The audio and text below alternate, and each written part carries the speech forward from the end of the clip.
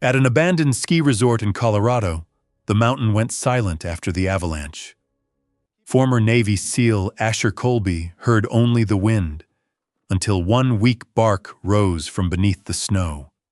He thought he was digging for one trapped dog.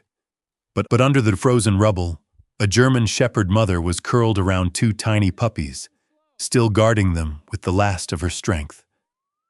Beside them was an old rescue backpack, tied to the one name Asher had spent years trying to bury. What he pulled from the snow was not just a family, it was the truth that could finally bring him home. Subscribe to the channel so you don't miss the next story of loyalty, healing, and second chances. Silver Pine Ridge had once been a place where winter came dressed like a festival. Families used to climb out of shuttle vans with red cheeks and bright scarves. Children dragged plastic sleds behind them like royal banners. The old lodge windows glowed gold at dusk, and the ski lifts carried laughing silhouettes up the white slopes until the mountains seemed less like stone and more like some ancient creature allowing people to dance along its back. That was before the bankruptcies, before the last investors pulled out, before the restaurant closed, the rental shop emptied, and the chairlifts stopped moving with tourists in their seats. Now, Silver Pine Ridge sat high in the Colorado mountains, like a kingdom abandoned after a long siege. Snow pressed against the cabins. Icicles hung from the eaves like glass teeth. The warning signs along the north slope leaned sideways in the wind. Their red paint faded to the color of old blood. Though there was no blood here. Only cold, silence, and the long memory of things neglected. Asher Colby lived in the patrol cabin near the lower lift station. No one paid him to be there. No one had asked him to stay.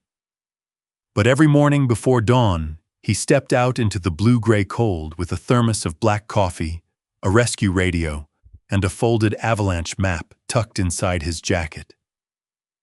He moved through the snow with the careful economy of a man who had learned long ago that wasted motion could cost lives.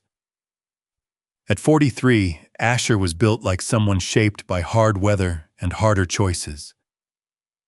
He stood 6'1", broad through the shoulders and chest, with a thick neck and the kind of functional strength that came from hauling rope, digging ice, carrying weight, and never once trusting comfort.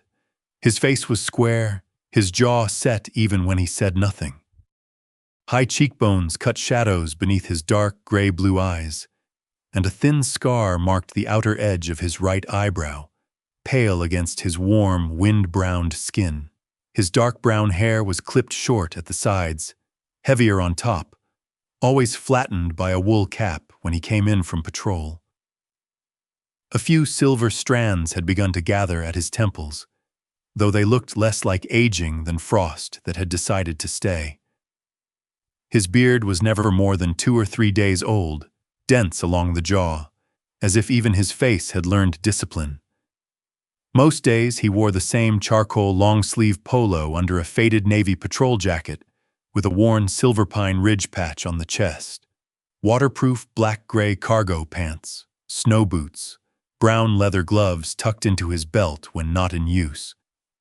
On his left wrist was an old tactical watch with a scratched face. He checked it too often. Not because he needed the time, because the watch had belonged to Caleb Rourke. Asher did not speak Caleb's name aloud on the mountain. Names had power. Some names opened doors. Others opened graves. He had been a Navy SEAL once, though he never introduced himself that way anymore. It sounded too clean, too polished, like something stamped on a retirement plaque. The truth had been darker, narrower, full of dust and heat and orders made in seconds. Years earlier, beneath foreign earth in a tunnel system that groaned like a buried beast, Asher had given a command that saved most of his team. Most. Caleb had been behind him when the ceiling began to fail. Caleb had been laughing 10 minutes before that, of all things, teasing Asher about the terrible instant coffee he carried in his pack. Then came the tremor, the shouting, the collapse, and the terrible arithmetic of command. Who could move? Who could not? How many seconds remained before everyone died? Asher made the call. The team lived. Caleb did not. Everyone who survived told Asher he had done what had to be done. Command said it. The chaplain said it. Caleb's commanding officer said it with one hand on Asher's shoulder and eyes that would not quite meet his. But Asher had learned that forgiveness offered from the outside often died before reaching the place it was needed. So he came to Silver Pine Ridge. At first, it was supposed to be temporary. A winter job after discharge, snow safety, patrol support, something quiet, something far from the desert, far from tunnels, far from memorial services where mothers clutched folded flags and men with medals stared at the floor. Then the resort failed. Workers left. Guests stopped coming. The lodge went dark. Asher stayed. Every day he walked the boundary lines and checked the old Avalanche fences. He hammered loose stakes back into frozen ground. He dug out buried warning signs. He radioed the town rescue office when wind loading grew dangerous along the North Bowl. He patched what he could with wire, rope, and stubbornness. People in the valley called him the Snow Watchman. Some said it kindly. Some said it the way people spoke of a ghost they did not want to offend. Asher did not mind. Ghosts, at least, were expected to linger where something had gone wrong. That morning, the wind came from the west with a low, steady pressure that made the lift cables hum. Asher paused halfway up the service road and looked toward the north slope. The snowpack had changed overnight. He could see it in the surface sheen, in the way the upper layer had been sculpted smooth by wind and laid over older snow like a white sheet hiding a cracked floor. A cornice had thickened near the ridge. Below it, the abandoned horse barn sat at the edge of the old beginner trail, half buried and sagging from years of neglect. Asher lifted his binoculars. The barn should have been torn down 2 seasons ago. So should the broken fencing above it. He had written that in 3 separate reports, though reports at Silver Pine Ridge now mostly traveled from his hand to Grant Bell's office and died there like moths in a windowsill. A gust of wind swept loose powder across the slope. The mountain made a sound too soft for anyone else to notice. Asher noticed. His thumb found the edge of Caleb's watch. "North slope's loaded," he said into the radio.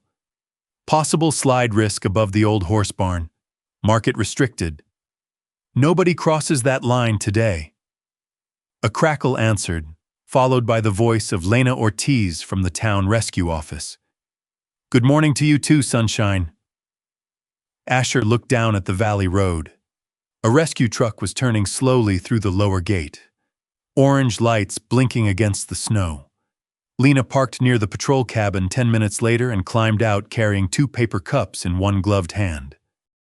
She was 36, compact and quick, with olive-brown skin, dark hair tied low beneath a gray beanie, and a red wine thermal shirt visible under her burnt orange rescue jacket. A dented teal thermos hung from a strap at her hip, as much a part of her as her radio. She handed him one of the cups. "You know," she said, squinting up at the dead ski lift, "most men going through a midlife crisis buy a motorcycle." Asher took the coffee. "Roads are bad." "Exactly. A motorcycle would be less dramatic than haunting an abandoned ski resort. I'm not haunting it." "Asher, you live in a cabin with 1 chair, 3 shovels, and a first aid kit organized better than most hospitals. If a child saw you at dusk, they'd start a local legend." He sipped the coffee. It was too sweet. Lena always put sugar in his because she claimed bitterness should not be a lifestyle. He drank it anyway. She watched the north slope, her joking expression thinning. You really think it's unstable? Yes. How bad? Bad enough that I don't want anyone near the barn. That barn again. Lena sighed. Grant still hasn't cleared it. Asher did not answer. A black SUV came through the gate before Lena could say more. It rolled over the packed snow with unnecessary confidence and stopped near the lodge. Grant Bell stepped out wearing a brown leather jacket with a fur collar, dark jeans, and boots polished for meetings rather than mountains. At 59, he still carried the broad outline of the man who had once shaken hands with tourists and promised perfect winter vacations, but debt had softened his posture and sharpened his eyes. He waved a folder in one hand as he approached. Asher, Grant called, already annoyed. Please tell me you didn't radio the county again. I radioed rescue, Asher said. North Slope is unsafe. Grant's mouth tightened. You've said that for 3 winters. It's been unsafe for 3 winters. Lena coughed into her cup, failing to hide a smile. Grant ignored her. I have buyers coming next week. Environmental survey, structural walkthrough, the whole circus. I cannot have another warning logged on the property. The snow doesn't care about your buyers. No, but the bank does. Grant stepped closer, lowering his voice. This sale goes through or I lose everything. My father built this place. My wife spent 20 years running that lodge. You think I want it like this? Asher looked past him toward the sagging barn. Want had very little to do with anything, in his experience. Men rarely destroyed things because they wanted ruin. More often, they looked away from small cracks until the roof came down. Close the north boundary, Asher said. Grant gave a humorless laugh. There is no public access. The resort is closed. Then closing it costs you nothing. It costs me another official incident report. It may prevent a real one. Grant's face flushed. Whether from cold or anger, Asher could not tell. You are not an employee here anymore, I know. Then stop acting like the mountain answers to you. For a moment, the wind filled the space between them. It moved through the abandoned lift chairs, making them sway gently, like empty cradles. Asher's hand tightened around the coffee cup until the lid bent. There were things he could have said about duty, about liability, about the barn below the loaded slope, about how neglect was not neutral just because it wore a business jacket and carried a folder. Instead, he said, "No one goes near the barn today." Grant stared at him. You don't give orders here. A memory rose before Asher could stop it. Dust in a tunnel. Caleb's voice behind him, men waiting for his command while the earth trembled overhead. He looked down at Caleb's watch. The second hand moved with patient cruelty. No, Asher said quietly. Not anymore. Lena's eyes flicked toward him. She heard what Grant did not. The sudden hollow under the words. The place where an old wound had opened and closed again. Grant muttered something under his breath and turned toward the lodge. Lena waited until he was out of earshot. That went well. Asher gave her a flat look. What? Nobody threw a shovel. Around here, that counts as diplomacy. He almost smiled. Almost. The day darkened faster than it should have. By early afternoon, clouds lowered over Silver Pine Ridge until the mountain seemed to be pulling a gray hood over its face. The air sharpened. Snow began to fall, first in lazy grains, then in hard, slanted lines that whispered against Asher's jacket. He spent the next hour reinforcing the warning rope near the old trail junction. Lena helped without asking, planting reflective stakes where the drift had swallowed the old markers. Miles Keene, a young rescue volunteer with sandy blonde hair and a mustard yellow jacket too bright for his nervous face, arrived from the valley with extra batteries and a grin that looked bravest when he was most afraid. "I brought flares, thermal blankets, and coffee," Miles said, patting his pack. "Also a protein bar that expired last month. But in a survival situation, I feel like dates become philosophical." Lena pointed at him. "Do not feed that to anyone unless we're choosing between it and a pine cone." Asher checked the slope again. Something was wrong. The wind had scoured one ridge and loaded another. Snow curled over the upper lip of the North Bowl in a heavy white overhang. Beneath it, the old barn crouched in the storm, small and foolish, and exactly where it should not have been. He lifted the radio. "Lena," he said. She turned. Then the mountain spoke. It was not loud at first. Not the dramatic roar people imagined. It began as a deep, internal crack, the sound of a giant knuckle bending beneath the earth. Then came a second sound, lower and wider, rolling through the slope. Asher knew it before the snow moved. "Slide!" he shouted.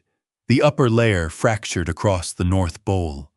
A sheet of snow broke loose and rushed downward, gathering speed, swallowing shrubs, old fence posts, and the slope itself. It poured toward the horse barn in a white wave, not angry, not alive, but unstoppable in the way of things ignored too long. "Back!" Lena yelled, grabbing Miles by the sleeve. They were far enough from the path. Asher had made sure of that. Still, his body moved before thought.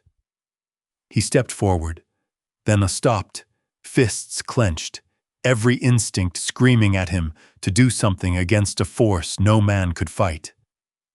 The avalanche struck the lower basin.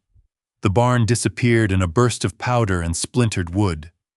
For several seconds, the world was only white. Then silence fell. Not peace. Never peace. The kind of silence that comes after a door has closed. Asher stood motionless, snow blowing around his boots. His breathing was steady because training had carved steadiness into him deeper than fear. But inside, something had gone very still. Lena's voice cut through the haze. "Asher, you okay?" He did not answer. He was listening. At first, there was only wind, then the faint creak of settling wood, then nothing. Miles swallowed. "Was anyone?" Asher raised one hand. The boy stopped. Again, the wind moved. Again, silence. Then, from beneath the buried remains of the old horse barn, came a sound so thin it seemed impossible that the mountain had not swallowed it completely. A bark. Weak. Muffled. Alive. Lena's eyes widened. Miles whispered something that might have been a prayer. Asher was already moving. He dropped to one knee at the edge of the debris field, scanning the snow, listening with a focus so absolute that the storm itself seemed to draw back around him. Somewhere under that white weight, something was calling. Not loudly, not dramatically, just enough. Asher pulled the shovel from his pack. For years, he had believed that when the earth closed over what you loved, all you could do was stand above it and remember. But under the ruined barn, beneath the avalanche snow, a fragile voice was telling him he had been wrong. And this time, Asher Colby began to dig. The bark came again, weaker this time. It did not sound like a warning. It did not sound like anger. It was too thin for that, too broken by snow and distance. It sounded like a promise being made by something that had no strength left to keep it. Asher dropped flat against the edge of the debris field and pressed one ear near the packed snow. Lena knelt beside him, one gloved hand raised to keep Miles from stepping too close. The air after the avalanche felt wrong. Too still in places, too sharp in others. Powder drifted through the beam of Lena's headlamp, and beyond it the old horse barn had become a mound of white broken by dark ribs of timber. Miles swallowed hard behind them. "Tell me that was a dog." Asher held up 2 fingers for silence. The mountain answered with creaks, settling snow, the faint ticking of ice against wood. He shut out the wind, shut out Grant Bell shouting from somewhere near the lodge, shut out the memory that tried to rise whenever something alive was trapped beneath earth or snow. There, a scratch, not loud, not even clear, but deliberate. Asher opened his eyes.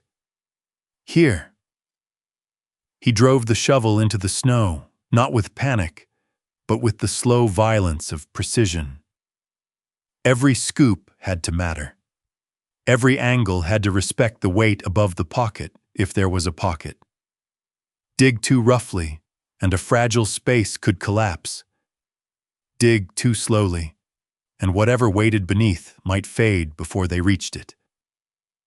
"Lena," he said, "mark my left. Miles, stay behind me. Hand me the probe." Miles fumbled for the collapsible Avalanche probe strapped to his pack. His young face had lost all color beneath the cold, reddened cheeks, but his hands moved. That mattered. Fear was allowed. Freezing was not. "Probe," Miles said, passing it over. Asher extended it and slid the metal point through the snowpack, careful around splintered boards, once, twice. On the third push, he felt resistance that was not ground. Wood. He shifted right. The probe slipped deeper, then entered open space. His jaw tightened. "There's an air gap." Lena's eyes sharpened. "How big?" "Don't know." The bark came again, closer now. A hoarse sound, muffled under layers of white. Miles let out a breath that trembled into something almost like a laugh. Okay, that's definitely a dog. I have never been so happy to hear something sound that miserable." "Keep the light steady," Lena told him. "I am steady." The beam shook across the snow. Lena glanced at him. "I'm becoming steady," he corrected. Asher dug. Snow came away in dense blocks. Beneath it, the barn revealed itself in fragments. A cracked support beam, a section of old green door, a twisted length of rusted latch. He worked around them, widening the opening without pulling anything free too quickly. Lena cleared loose snow from the sides. Miles held the light, then switched to passing thermal blankets when Lena barked the order.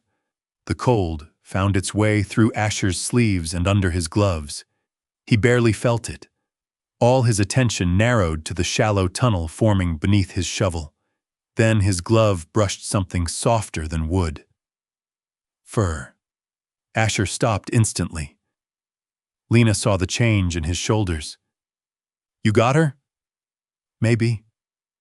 He set the shovel aside and began using his hands. Snow flaked away from a dark muzzle, a black nose. One eye opened beneath a crust of frost, amber brown and fiercely alive. The dog did not growl, she did not lunge. She stared at Asher with the terrible dignity of a guard who had not abandoned her post, even after the walls of the world came down. "Easy," Asher murmured. His voice changed without his permission. It became lower, softer, almost unfamiliar to him. The dog's ears twitched. One ear stood sharp beneath the snow, the other bent slightly at the tip, a small imperfection that made her suddenly, painfully real. Lena leaned in, careful not to crowd. "German Shepherd." Asher nodded. Not a Belgian Malinois, as the angle of the buried body had first suggested through snow and shadow. A female German Shepherd, lean, sable-coated, black along the back, gold-brown at the chest and legs. Her body was folded into a tight crescent beneath a tilted barn door and the curved remains of an old wooden feed trough. That strange arrangement had made a small pocket of air, and beneath her belly, pressed into the hollow she had made with her own body, were 2 puppies. For 1 second, no one moved. Even the storm seemed to hesitate. The puppies were so small that Asher's mind refused to accept them as survivors. One was tucked against the mother's ribs, black and cream with a pale dot of fur on the forehead. The other, darker and a little larger, had one tiny ear half lifted as though it had been trying to listen its way out of the snow. Both were shaking. Both were breathing. Lena whispered, "Oh, sweetheart." Miles made a sound that he immediately tried to turn into a cough. The mother dog lifted her head an inch. It cost her. Asher saw the tremor run through her neck, saw the exhaustion in the way her body wanted to sink back down. But her eyes stayed on his hands, not pleading, measuring. Asher understood that look better than he wanted to. A sentry's look, a mother's look, a last line drawn in the snow. "I'm not taking them from you," he said quietly. "I'm taking all of you."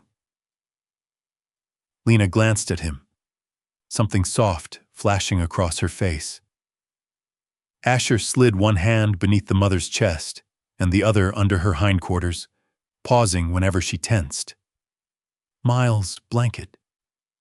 Miles unfolded a thermal blanket so fast it snapped like a flag. "Ready." "Slow," Lena warned. I know. Slow flag." Asher eased the mother dog out first, only enough to open the pocket further. She resisted once, not with teeth, but with a desperate turn of her head toward the puppies. "I have them," Lena said. She reached in with both hands, gentle and sure, and lifted the smaller puppy into the blanket against the mother's side. Then the second. The darker pup made a weak, offended squeak, as if being rescued had interrupted an important appointment. Miles blinked hard. "That one's got opinions." "Good," Lena said. "Opinions mean alive." Together they brought the 3 of them out of the snow. The wind struck immediately, trying to steal what warmth remained. Asher turned his body against it, shielding the dog and puppies as Lena wrapped them in layers. The mother's sable fur was crusted with ice. A patch of warm gold on her chest caught the headlamp beam like a small ember under ash. She shivered, but her muzzle pushed weakly toward the puppies until both were pressed against her again. Only then did she close her eyes for half a second. Asher saw it. Trust was too large a word for what had passed between them. Trust took time. But something had shifted. She had allowed his hands near what mattered most. That was not nothing. Grant Bell arrived at the edge of the scene with his collar turned up and his face tight from cold and alarm. He stopped when he saw the blankets in Asher's arms. "For God's sake," Grant said. "Dogs." Lena's head turned slowly. "That is the tone you're going with?" Grant looked from her to Asher, then to the mound that had been the horse barn. His eyes moved not like a man seeing a miracle, but like a man calculating damage. "We need to handle this properly." "We are," Asher said. "No, I mean officially. There's an animal shelter 2 hours south. I know a transport service." "Road's blocked," Lena said. "Then when it opens..." "We cannot keep them here." The mother dog stirred at Grant's voice. Her eyes opened, dull with exhaustion but alert. She shifted one foreleg across the puppies. Asher felt the movement through the blanket. Grant pointed at the bundle. Separate the pups for transport if you have to. Easier that way. Less risk of the mother getting agitated in a vehicle. The words landed in Asher like a boot on thin ice. For a moment he did not speak. He looked down at the dog, at the way her body, half frozen and spent, still curved around the puppies by instinct older than language, older than war, older than every uniform men had ever invented. He had seen men die protecting brothers. He had seen fear turn brave men silent. He had seen command reduce lives to positions on a map. But this was simpler than all of that. A mother had held the dark away from her children with nothing but her own warmth. "No," Asher said. Grant's jaw worked. "You don't get to make that decision." "I just did." "Asher, they stay together." Grant stepped closer. "You are not a veterinarian. You are not animal control. And you are definitely not the owner of this property." Lena moved between them before Asher had to. She lifted her radio. "I'm calling the clinic in town for instructions.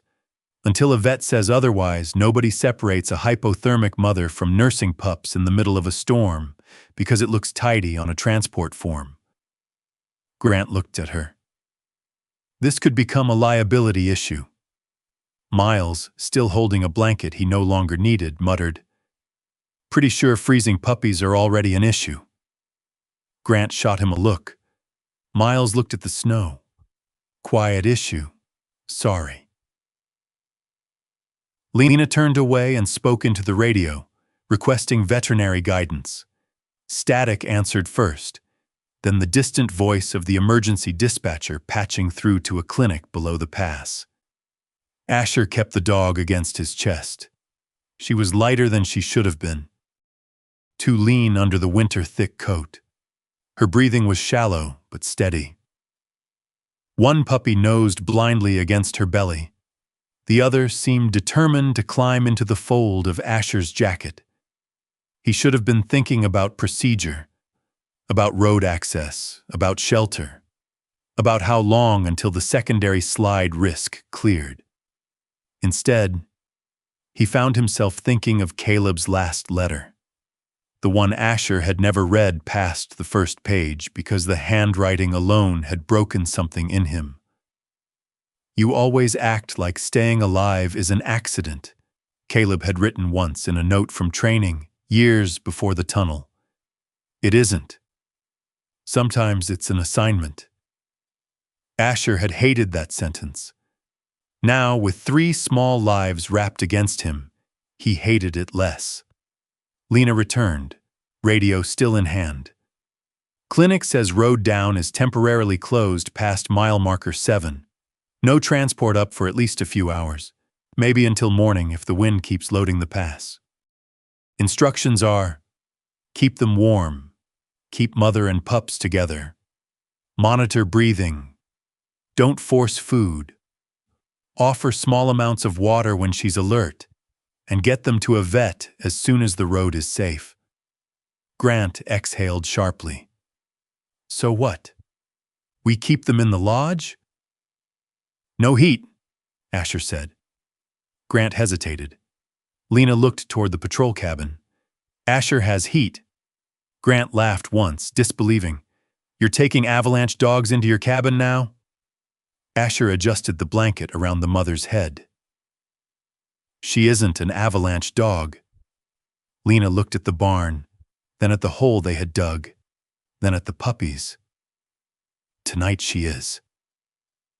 The words settled over them. Even Grant had no answer for that. They moved quickly after that. Miles ran ahead to open the cabin and clear space near the stove. Lena carried the medical kit and extra blankets. Asher carried the mother dog and her puppies, walking slowly, shoulders curved around them against the weather. The dog did not fully relax.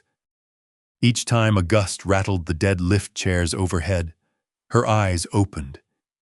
Each time one puppy slipped from the warmth of her belly, She nudged it back with what little strength she had. Asher felt every movement. By the time they reached the patrol cabin, his arms had begun to ache. He welcomed it. Pain with purpose was easier than memory without one. Inside, the cabin looked startled by company. There was one narrow bed against the wall, one table, one chair, a black stove glowing with coals, shelves of maps and rescue gear, and a row of neatly hung tools. It was not a home so much as a place where a man had agreed to keep breathing. Miles laid blankets near the stove. Lena knelt and checked the space with the back of her hand. Warm, not too hot. Put her here. Asher lowered the mother dog onto the blankets. Immediately, even half-conscious, she shifted until both puppies were beneath the curve of her body. The smaller one, the pale dot on its forehead visible now, pressed its face into her fur. The darker one wriggled backward and somehow ended up with its rear sticking out from under the blanket. Miles stared. That one has no survival strategy. He has confidence, Lena said. He has his butt in the wind. Confidence can be flawed. Asher reached to tuck the blanket closer. The mother dog opened her eyes. He stopped. Slowly, he turned his palm upward and held it a few inches from her muzzle. No demand, no command. Just an offer. She sniffed once. Her nose was cold against his skin. Then she looked away. Not in fear, but in permission. Asher tucked the blanket around the puppies. Lena watched him for a moment. She needs a name. Asher did not look up. No. You can't keep calling her the mother dog. That sounds like a courtroom document. She's not mine to name. Names are not ownership. Sometimes they're just a way of telling the dark it didn't win. He said nothing. Lena studied the dog, the two tiny bodies, the gold patch on the mother's chest, glowing faintly in the firelight. Mira, she said. Miles tilted his head. Like mirror? Like miracle, Lena said, but less embarrassing to yell in public. The mother dog's ear twitched. Asher noticed. Lena smiled a little. See? She approves. She twitched. In rescue work, we accept small victories. Miles crouched near the puppies, careful not to reach too close. What about them? Lena pointed to the smaller pup. Button. Miles looked offended. Because he's tiny? Because he looks like he fell off a coat. The darker puppy wriggled again, blindly pushing his head out of the blanket as though preparing to inspect the perimeter. Asher found himself speaking before he could stop. Scout. Lena's smile widened, but she had the mercy not to make much of it. Button and Scout, Miles said. Sounds like a folk band my grandmother would love. Outside, the storm pressed against the cabin walls. Grant had not followed them in. Perhaps he had gone back to the lodge to call someone about liability, paperwork, or the ruin of his week. Asher could imagine him pacing beneath the dead chandeliers, trying to turn 3 rescued lives into a problem small enough to file. Inside, the world had narrowed to breath. Miras, Buttons, Scouts. Asher sat on the floor opposite them because the cabin had only one chair, and Lena had claimed it without apology. Miles stood by the stove, warming his hands and pretending not to stare at the puppies every 3 seconds. Lena checked her watch. We monitor them through the night. If breathing changes, if she stops responding, if the pups get weaker, we call again. Road crew will update us about the pass. Asher nodded. You know, she added, this is where a normal person says thank you for helping turn his cabin into a maternity ward. Miles raised a finger. Technically, emergency maternity adjacent warming station. Asher looked at them both. "Thank you," he said. The words came out rough, as if unused. Lena's expression softened, then immediately hid itself behind a shrug. "Try not to make a habit of emotional growth. It'll scare the locals." Hours seemed to pass in minutes after that, or minutes in hours. Storm time had its own laws. Lena dozed briefly in the chair with her chin tucked into her jacket. Miles sat by the door, head bobbing until he jerked awake and pretended he had been checking the hinges. Asher stayed on the floor. Mira watched him through half-lidded eyes. Whenever one of the puppies stirred, she stirred. Whenever the wind struck the cabin, her body tightened. She never stopped keeping herself between them and the door. Asher knew that posture. He had worn it in other forms, on rooftops, in alleys, at tunnel mouths, in places where men counted exits before they counted blessings. But Mira's vigilance was not built from guilt. It was built from love. That difference cut deeper than he expected. Near midnight, Scout made a tiny squeaking sound and pushed his head free of the blanket again. Asher reached out slowly, giving Mira time to object. She watched him, exhausted amber eyes following every inch of movement. He tucked Scout back beside her. Mira's muzzle lowered. For one brief moment, her chin rested against Asher's knuckles. It lasted less than a breath. Then she pulled back and closed her eyes. Asher did not move. He sat there with his hand still half buried in the blanket, feeling the warmth of 3 fragile bodies the mountain had failed to keep. For years he had believed buried things stayed buried. Men, names, apologies. The versions of yourself that died because surviving felt like betrayal. But now his cabin held a mother dog named Mira, 2 puppies named Button and Scout, and a sound he had almost forgotten. Small breathing. Trusting breathing. Living breathing. Asher looked toward the door, where snow hissed against the dark window. Then he looked back at Mira. She had placed herself between her children and the world, and without meaning to, Asher had placed himself between all 3 of them and the storm. He did not know yet what that meant. He only knew he was not moving from that floor. Morning came to Silverpine Ridge without warmth. It did not arrive in gold or birdsong. It arrived as a gray thinning of the storm, a pale light pressed behind the clouds, turning the patrol cabin windows from black mirrors into squares of frozen glass. The wind had weakened sometime before dawn, but it had not left. It moved around the cabin in low breaths, as if the mountain were sleeping badly. Asher had not slept. He sat on the floor near the stove with his back against the wall, one knee raised, his left wrist resting on it. Caleb's scratched tactical watch caught the firelight whenever he moved.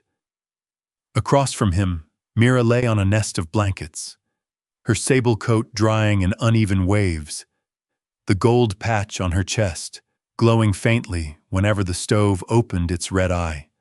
Button slept, tucked under her front leg, the pale dot on his forehead barely visible. Scout had somehow managed to wriggle backward until only his nose remained under the blanket, as though he had attempted escape and fallen asleep halfway through the mission. Lena had gone quiet after midnight, which for Lena Ortiz was nearly a medical event. She had dozed in the only chair, boots still on, chin tucked into the collar of her orange rescue jacket. Miles had eventually lost his battle with exhaustion beside the door, his helmet resting crookedly on his lap, the little cartoon mountain sticker grinning up at the ceiling. Mira opened her eyes whenever Asher shifted. Not afraid, exactly. Measuring. By sunrise, her breathing was still shallow but steadier. She had taken a few careful laps of water from a bowl Lena placed near her nose. She had not eaten. The clinic on the radio had said not to force it. Asher knew instructions. Instructions were simple. Follow the line. Check the pulse. Watch the breathing. Keep them warm. It was the feeling that had no manual. When Lena woke, she rubbed both hands over her face and blinked at the mother dog. "Well," she murmured, voice rough with sleep. "Nobody died. Nobody bit anybody. And Miles only snored like a broken snowmobile twice. I'm calling that a successful night." Miles opened one eye. "I was maintaining morale." "You were alarming the puppies." Scout squeaked, as if agreeing. Asher rose carefully. Mira's eyes tracked him at once. He held his hands where she could see them, then stepped toward the small table where he had spread the Avalanche map. The north slope had been marked in red pencil. The horse barn sat at the lower edge of the slide path, circled twice. He stared at that circle. The question had been waiting all night. Why had Mira been there? A German shepherd with clear training discipline did not simply wander into an abandoned barn in Avalanche terrain with newborn pups. Not in a storm. Not in deep winter.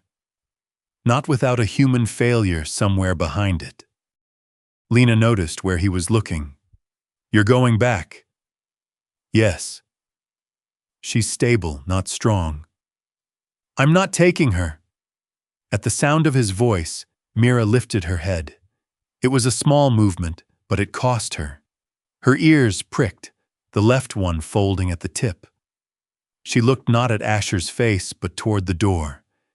Then she made a low sound in her throat. Not a bark, not a growl. A strained, restless note that caused both puppies to stir. Lena's expression changed. She crouched beside Mira, careful and calm. "Hey, easy girl." Asher reached for his jacket. Mira pushed one front paw against the blanket and tried to rise. "No," Asher said softly. Mira's eyes stayed on the door. The cabin seemed to tighten around that look.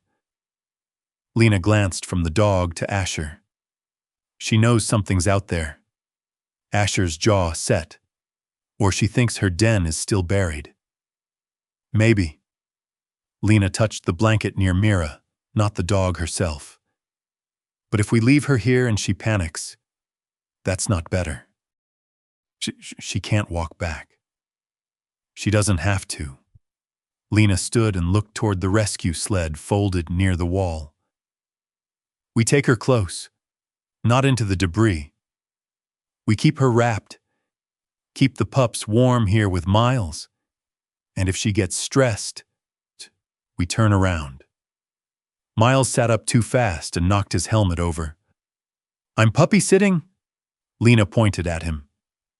"You are guarding two potato-sized citizens of the Republic of Warm Blankets." He saluted with 2 fingers, still half asleep. "I accept this sacred duty." Asher looked at Mira. The shepherd held his gaze.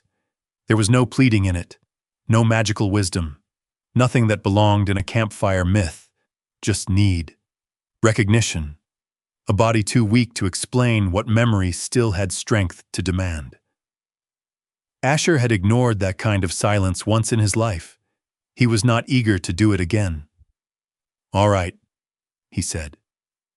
They bundled Mira in blankets and eased her onto the rescue sled, keeping her body supported and her head clear. Button and Scout stayed inside the cabin, tucked into a heated nest Lena arranged near the stove. Mira objected with a short, anxious whine when she saw the puppies were not coming. Asher crouched beside her. "We'll be quick." The words were absurd. She could not understand the sentence, but she understood tone. Maybe that was enough. Mira lowered her head. Outside, the storm had left Silverpine Ridge remade. The avalanche path cut down the slope like a white scar. The old horse barn was no longer a building, only a buried shape under snow and broken timber. Everything looked cleaner than it had any right to look. Snow had a cruel talent for making damage seem holy from a distance. Lena pulled the sled while Asher walked beside Mira, one hand near the blanket to steady her. They stopped well outside the unstable debris field. Asher watched the slope, checked the cornice line, listened for settling. Only when he was satisfied did he allow the sled another few yards closer. Mira lifted her nose. Her nostrils moved. Once, twice, then her entire body changed. Weak as she was, the dog pressed her forepaws against the sled and stared toward the rear wall of the ruined barn. A low sound trembled out of her. Not fear this time, but insistence. Lena followed her gaze. Back corner? Asher scanned the area. Old tack room was there. The rear section had not taken the full force of the slide. A portion of the wall had folded inward, creating a shallow drift against the foundation stones. Mira stretched her neck, sniffed, and tapped one paw against the sled rail. Asher looked at Lena. She's not digging, Lena said quietly. She's pointing. Asher did not like the word. It made the moment sound trained, deliberate. Maybe it was. Maybe once, before neglect and winter and hunger, someone had taught this dog to indicate scent near buried gear. He took the probe and moved toward the drift. Stay with her, he told Lena. Always nice when you give orders like you remember I outrank you in common sense. He almost heard a smile in her voice. He probed the snow near the collapsed rear wall. The first two checks hit packed snow and stone. The third touched something softer than timber, but firmer than ice. Canvas. Asher dug with his hands first, then with the small shovel. The object came loose reluctantly, as if the mountain had decided it had kept it long enough, but wanted one last argument. A red rescue backpack emerged from the snow. The color had faded almost to rust. Ice clung to the straps. A torn patch on the front still showed part of a logo. A paw print crossed with a mountain peak. Lena leaned closer. Vets and Paws, Colorado, she read. Mira let out a breath that sounded almost like a sigh. Asher turned the pack over. One of the side buckles had been chewed long ago or snapped under pressure. The zippers were stiff with ice but not destroyed. He carried it back toward the sled and set it on a flat board near Mira. The shepherd pushed her nose toward it. Not frantic. Familiar. That was what unsettled him. Familiarity was heavier than mystery. Lena crouched beside the pack. You know this program? Name only, Asher said. They used to run veteran support work, right? Dogs for patrol, search training, that kind of thing. Asher nodded, though his attention had narrowed to the frozen zipper. He worked it open. Inside were damp training cloths sealed in plastic, a coiled lead, a cracked orange marker, and a small notebook swollen from moisture. Beneath those, wrapped carefully in a waterproof pouch, was something metal. The pouch had been sealed with old tape. Asher's fingers slowed. He did not know why. The mountain had gone quiet again, or perhaps his hearing had folded inward, listening to some warning below thought. He opened the pouch. A pair of military dog tags slid into his palm. For a moment, they were only metal. Dull, cold, ordinary. Then his thumb wiped away the film of ice. Rourke, Caleb M. The name struck without sound. Asher did not fall. Men like him rarely did. They remained standing while something inside them dropped through the floor.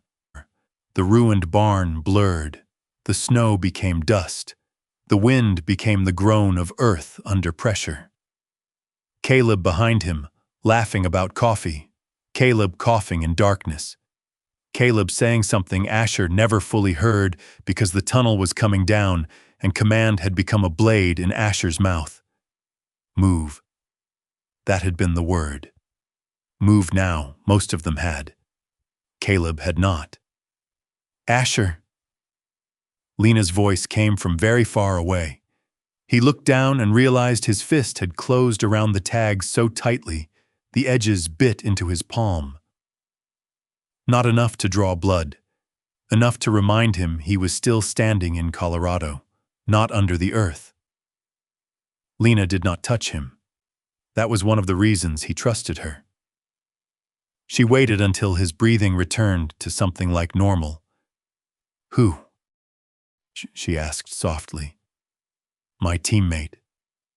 The answer was smaller than the truth. Lena looked at the tags, then at the backpack, then at Mira. How would his tags end up in a rescue bag? Asher could not answer. Mira could. Not in words. Not in some impossible revelation. She simply lowered her head onto the red pack as if it had belonged to a world before the snow, before the barn, before all of them arrived too late. Asher unfolded the swollen notebook with fingers that no longer felt like his own. Some pages had blurred into blue-gray stains. Others remained readable in fragments. Training rotation, K-9 winter acclimation, Silverpine pilot program, handler support volunteer. Evan Rourke. Lena read the name over his shoulder. Rourke. Asher shut his eyes. Caleb had spoken often of his younger brother. Evan, who rescued spiders from sinks. Evan, who once tried to bandage a goldfish because he thought its tail looked sad. Evan, who had wanted to become a veterinarian before he was old enough to spell the word properly. His brother, Asher said. The words were rough. Evan was Caleb's brother. Lena sat back on her heels, the pieces forming in her face but not yet making sense. So this was Evan's pack? Asher looked at the tags in his palm. Maybe. No, Lena said, gently but firmly. Not maybe. This is something. Mira knew that pack. She led us here because she knew it.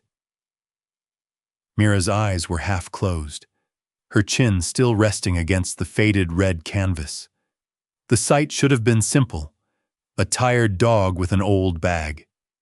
Instead, it felt like a door opening under the snow. A sound came from behind them. Not the mountain this time. A human breath caught hard in the throat. Asher turned. A woman stood near the edge of the service road, one hand pressed to her mouth. She was in her late 50s, slight and wind-bent, wearing a faded green canvas coat over a chestnut wool sweater. A cream scarf was wrapped around her neck, and a ring of old keys hung from her belt, trembling against her hip.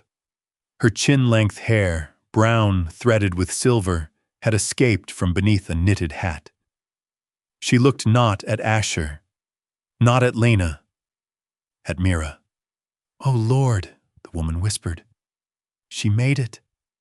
Lena rose slowly. Nora? Asher knew the name. Nora Pike, former part-time caretaker for the horse barn and equipment sheds. He had seen her years ago before the resort fully died, moving through the property with feed buckets, keys, and the quiet efficiency of someone who knew where everything used to belong. Nora took one step forward, then stopped, as if she did not believe she had the right to come closer. "Mira," she said. The shepherd's ear twitched. Asher stood with the tags still in his hand. "You know this dog." Nora's eyes filled. That was answer enough. Lena's voice stayed even, but it sharpened at the edges. "Nora, why was she in that barn?" Nora looked down at her keys.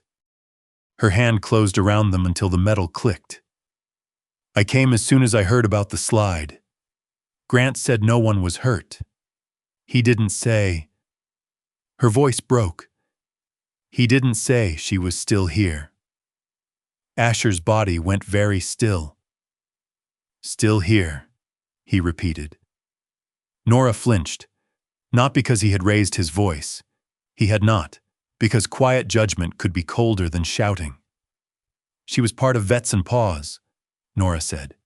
"Years back, when they ran that pilot program up here.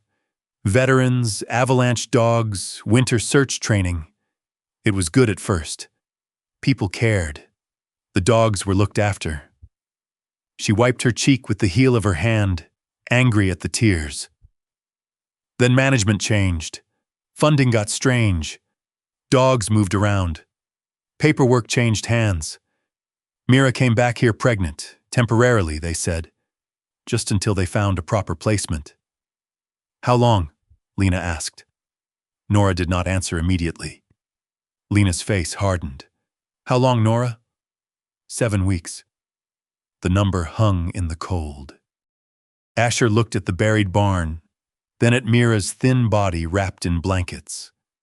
Nora rushed on, as if speed could make confession easier. "I fed her. I swear I did. I brought blankets. I called. I emailed. I told them she shouldn't be out here. They said transport was delayed. Then the facility closed, and Grant told me not to stir trouble because the sale was coming and everything was being handled." Lena's jaw tightened. "Was it?" Nora looked at Mira. No. There was no defense in the word, only defeat. Asher had no desire to punish her with his anger. That surprised him. Anger would have been easier. It would have given him somewhere to put the sudden weight of Caleb's tags, Mira's hollow ribs, Evan's name in a water-damaged notebook. But Nora did not look like a villain. She looked like a woman who had spent weeks telling herself that concern counted as courage. Asher knew something about that kind of lie. "You left her here," he said. Nora's face crumpled. "And I thought someone with authority would come. No one did." "I know." The wind moved between them. Nora gripped the keys at her belt. "I should have taken her. I should have called the county or the paper or—" She stopped and pressed her lips together. "I was afraid. Grant said I'd lose the last work I had. My husband's gone. The house isn't paid off. I told myself feeding her was something." Lena's voice softened, but only slightly. "It was something." Nora looked up. "It wasn't enough," Lena added. Nora nodded, accepting the blade because it was true. Asher looked down at the dog tags in his palm. He had spent years believing guilt was proof of love, that if he suffered enough, silently enough, Caleb's death would be honored in some broken way. But guilt, he was beginning to understand, could become another kind of hiding place, a cave with no exit, where a man could mistake darkness for loyalty. Nora had hidden behind fear. He had hidden behind punishment. Mira had hidden nothing. She had done what had to be done with the body she had left, curving herself around her children beneath a collapsed world. Asher crouched beside her. Mira opened her eyes. He placed the dog tags back into the waterproof pouch, then set them gently on top of the red backpack. His hand hovered near Mira's head, not touching until she allowed it. She did not move away. At last he rested 2 fingers lightly against the fur between her ears. Her eyes closed. Nora made a small sound behind him, half sob, half relief. Asher did not look back. "You have emails?" Nora wiped her face. "Some printed. I kept copies." "Messages?" "Yes." "Names?" Her voice steadied by a fraction. "A few." Lena exhaled. "Then we start there." Asher lifted the backpack and stood. The weight of it was not much. Canvas, straps, wet paper, old metal. Yet it felt heavier than the shovel had the night before.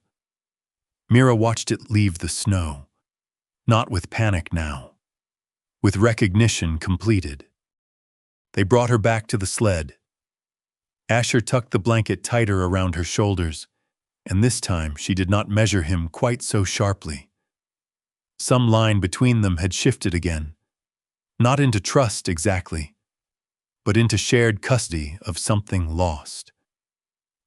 As they turned toward the cabin, Nora walked a few paces behind, her keys clicking softly with every step. She looked like a woman following her own conscience back from a long distance. Inside, Button and Scout were still alive and warm. Miles sat beside them with the solemn expression of a knight guarding a cradle, though Scout had somehow managed to clamp his tiny mouth onto the edge of Miles's glove. "I didn't move," Miles announced, "except emotionally." Lena looked at the glove. "You're being defeated by a creature with no teeth. He has strategy." Asher set the red backpack on the table. The cabin changed around it. Before, the room had held a rescued mother and her puppies. Now it held a name Asher had buried, a brother he had never faced, a program that had failed its promises, and a woman who had finally stopped running from what she knew. Mira lifted her head from the blankets.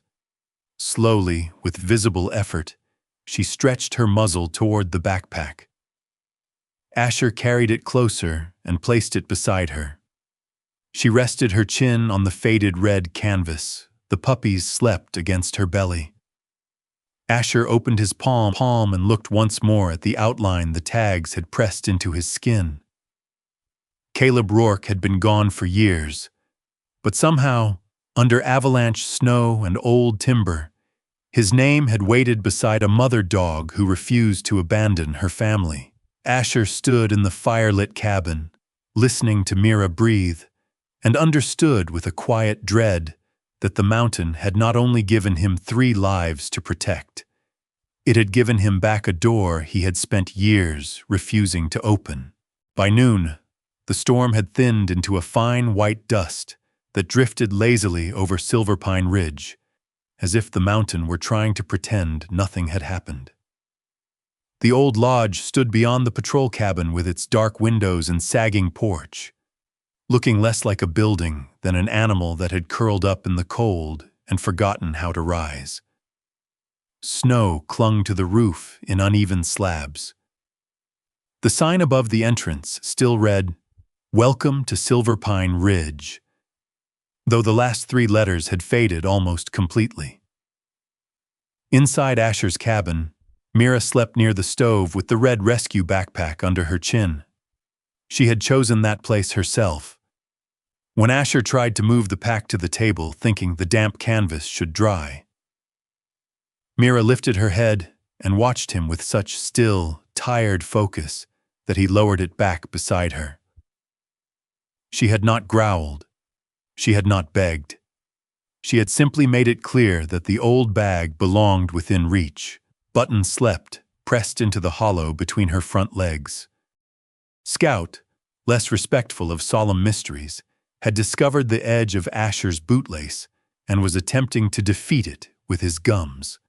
Miles had stayed behind at the cabin with strict instructions from Lena, which he accepted with the grave dignity of a man promoted far beyond his experience. "Monitor breathing," Lena told him. "Offer water if Mira wakes. Do not pick up the puppies unless there's a reason. Do not feed them anything. Do not improvise." Miles nodded. "Understood." Lena narrowed her eyes. "And do not name anything else." He looked wounded. "I was going to suggest Sir Wiggles." "Exactly." Asher crouched near Mira before leaving. He placed 2 fingers lightly against the blanket, not touching her unless she allowed it. Her eyes opened halfway. For a breath, the cabin held still around them. "We'll be back," he said. Mira blinked once. It was not permission, not exactly, but it was not refusal either. That was how much of Asher's life seemed to work now, built from small permissions given by the wounded. He left the cabin with Lena and Nora Pike. Nora moved slowly across the snow, her old keys clicking at her belt with every step. In daylight, she seemed smaller than she had by the Avalanche field, swallowed by her faded green canvas coat and cream scarf. But there was a stubbornness in the way she walked toward the lodge, as if shame had finally become too heavy to carry unless she did something with it. The old administrative office sat behind the rental counter, down a narrow hall lined with cracked photographs of better winters. Ski instructors grinned from frames. Children held paper medals. A golden retriever in a red bandana stood beside a banner from a charity event years ago. Vets and Paws, Colorado. The same paw and mountain logo from the backpack appeared in the corner of the banner. Asher stopped beneath it. In the photo, a man in a blue jacket knelt beside a young German shepherd. The dog's ears stood tall, her sable coat cleaner and fuller than Mira's was now, but the folded tip of the left ear was unmistakable. Mira. Beside her stood a young man Asher did not know, but almost did. The shape of the smile, the tilt of the head, the warmth around the eyes, it carried Caleb's echo like a song heard through a wall. Evan Rourke. Asher stared at the photograph longer than he meant to. Lena noticed but said nothing. Nora unlocked the office door with trembling fingers. The third key she tried worked. The door scraped open, releasing the stale smell of dust, old paper, and a faint trace of mildew. The room looked abandoned in a hurry, but not in panic. That made it worse. Cardboard boxes lined one wall. A metal filing cabinet stood half open. A desk calendar from 4 years earlier sat beneath a dead printer. On the walls hung glossy posters that had not faded nearly as much as the warning signs outside. One showed a gray-haired veteran kneeling in snow with a rescue dog pressed against his chest. Healing through service, the text read. Another showed 2 dogs wearing bright orange search vests beneath a blue Colorado sky. Every hero deserves a second chance. A third poster caught Asher harder than the rest. It showed Mira younger, stronger, standing beside a man in a winter jacket. Her amber eyes looked straight into the camera. Around her neck was a red training collar. Loyalty saves lives. Asher looked away first. Lena stepped deeper into the office, scanning the boxes with the practical focus of someone who knew emotion was useful only if it led somewhere. "We are not stealing records," she said, half to Asher, half to herself. "We are identifying immediate animal welfare concerns and preserving potentially relevant information." Nora gave a weak laugh. "Is that what this is called?" "That is what I'm calling it, until someone with a badge tells me otherwise." Asher opened the nearest box. It did not contain a single grand confession. No villainous memo. No convenient ledger labeled crimes. Just folders, receipts, training schedules, transport forms, and donation pamphlets with smiling faces. Reality, he thought, rarely had the courtesy to look evil at first glance. It looked like paperwork. For the next hour, they worked in silence, broken only by the rasp of folders and the occasional snap of brittle staples. Lena sorted by year. Nora identified names she remembered. Asher looked for Mira's file number from the notebook in Evan's backpack. They found it on a winter acclimation roster. K9, MR17. Mira, Handler Support Volunteer, Evan Rourke.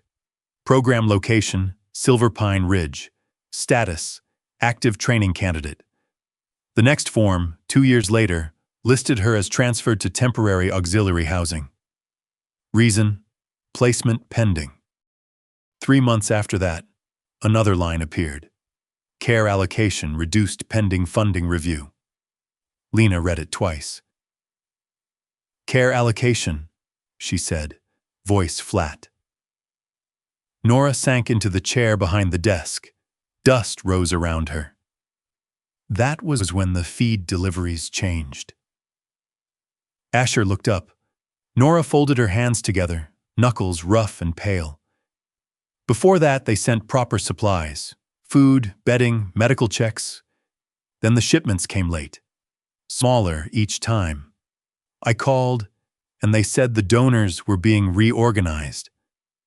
Lena held up another receipt.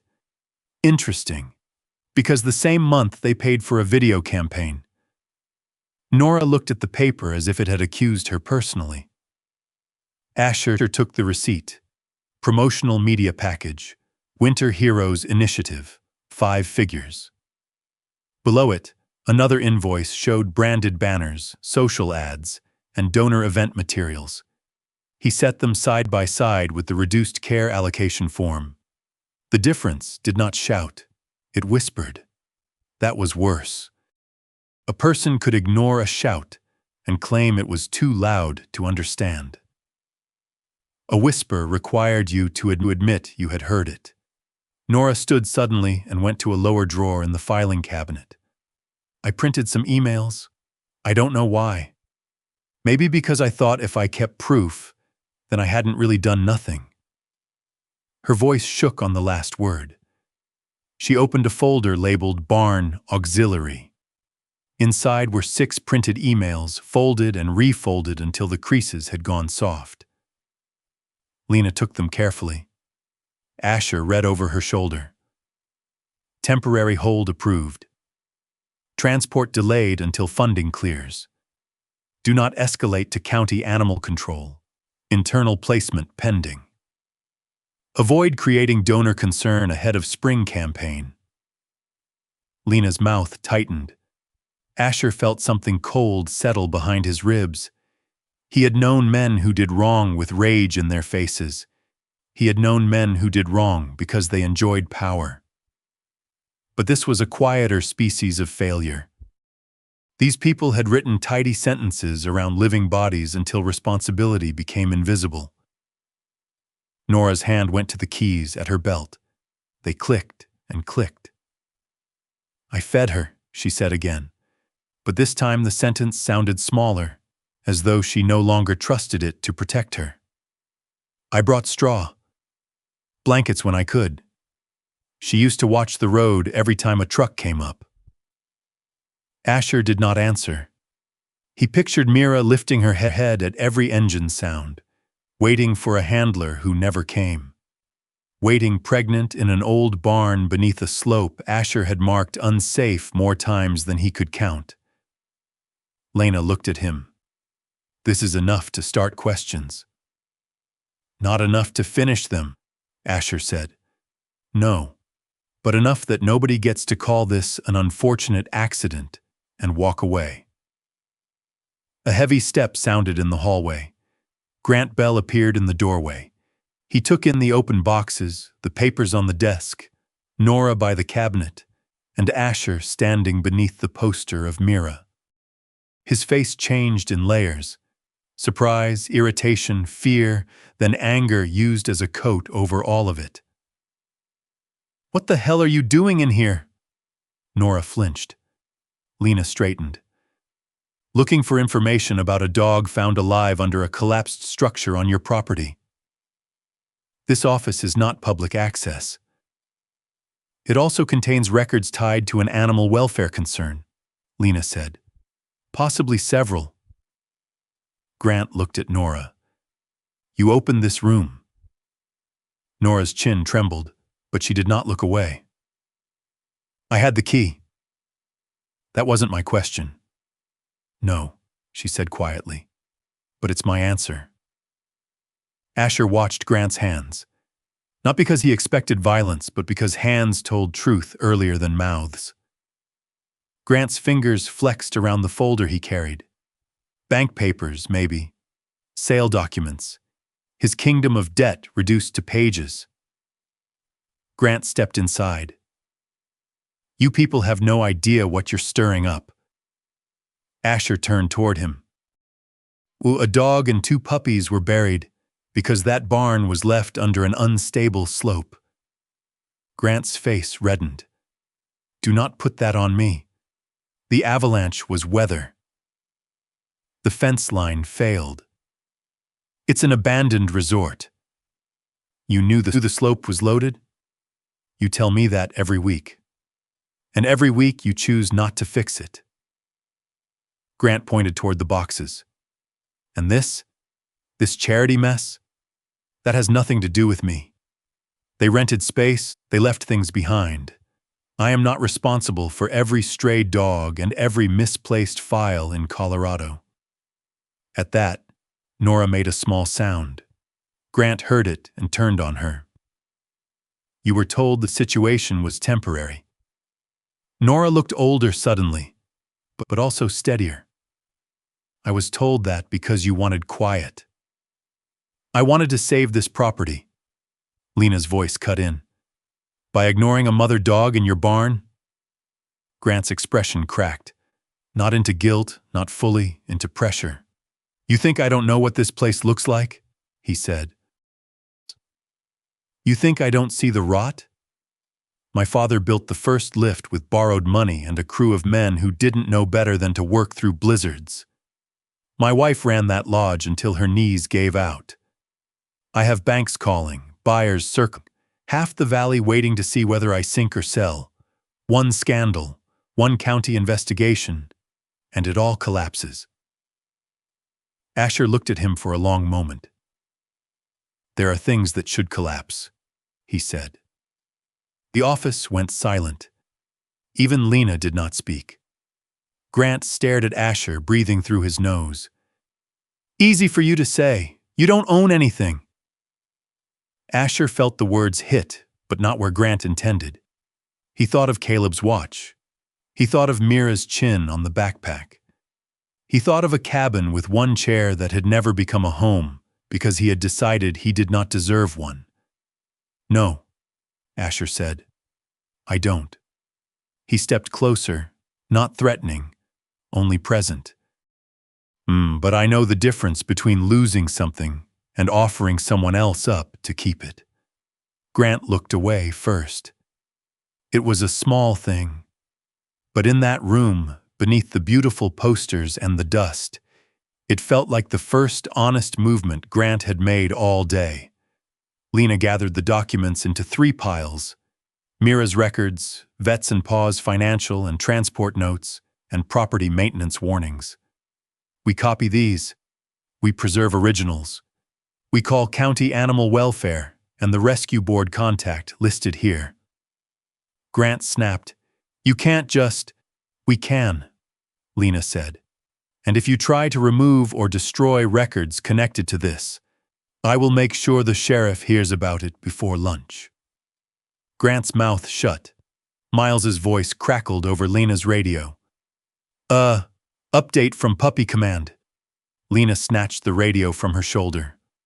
Go. Mira's awake. She drank water. Button is sleeping. Scout has attacked my glove again. Also, I think Mira wants Asher. Asher looked toward the door before anyone else moved. Lena noticed. Of course she did. Miles continued. Not in an emergency way. More in a judgmental shepherd way. She keeps looking at the door and then at the backpack spot, which is empty because you took it. I feel accused. For the first time since entering the office, Lena smiled. Asher did not. Something in his chest had tightened at the words. Mira wants Asher. He knew Miles did not mean it the way it sounded.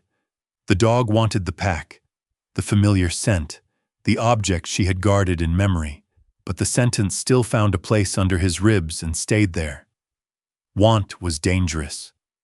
Need was worse. He had built his life so no one would need him too much. Then the mountain put a mother and 2 puppies under the snow. Lena clipped the radio back. We're done for now. Mira comes first. Asher lifted the red backpack from the desk. Grant watched him. Colby. Asher paused at the door. Grant's voice lowered. If this sale falls apart, people lose jobs. Real people. not just dogs in posters. Asher turned back. Nora stood very still beside the filing cabinet. Lena held the folder of emails. On the wall, young Mira looked out from the glossy poster, forever strong, forever useful, forever marketable. "That's the problem," Asher said. "You learned to say not just dogs like it made the sentence smaller." He left before Grant could answer. Back in this cabin, warmth met him first. Then the smell of wet fur, wood smoke, coffee, and something new that almost resembled life. Mira lifted her head as soon as Asher entered with the backpack.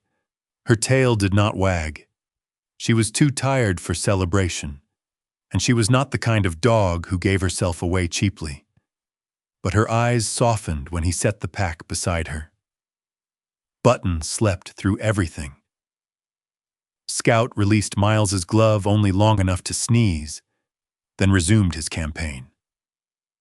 Miles held up the glove, damp and misshapen.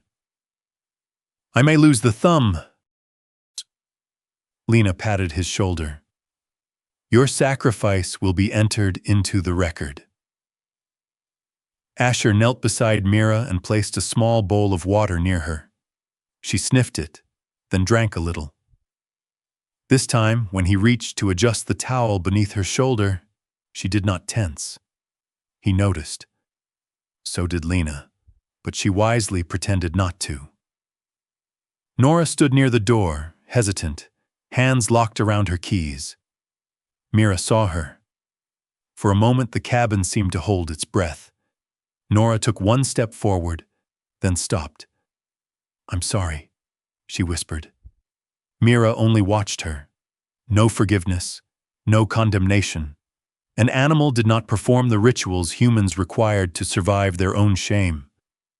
Mira simply existed in this aftermath, breathing, guarding, recovering.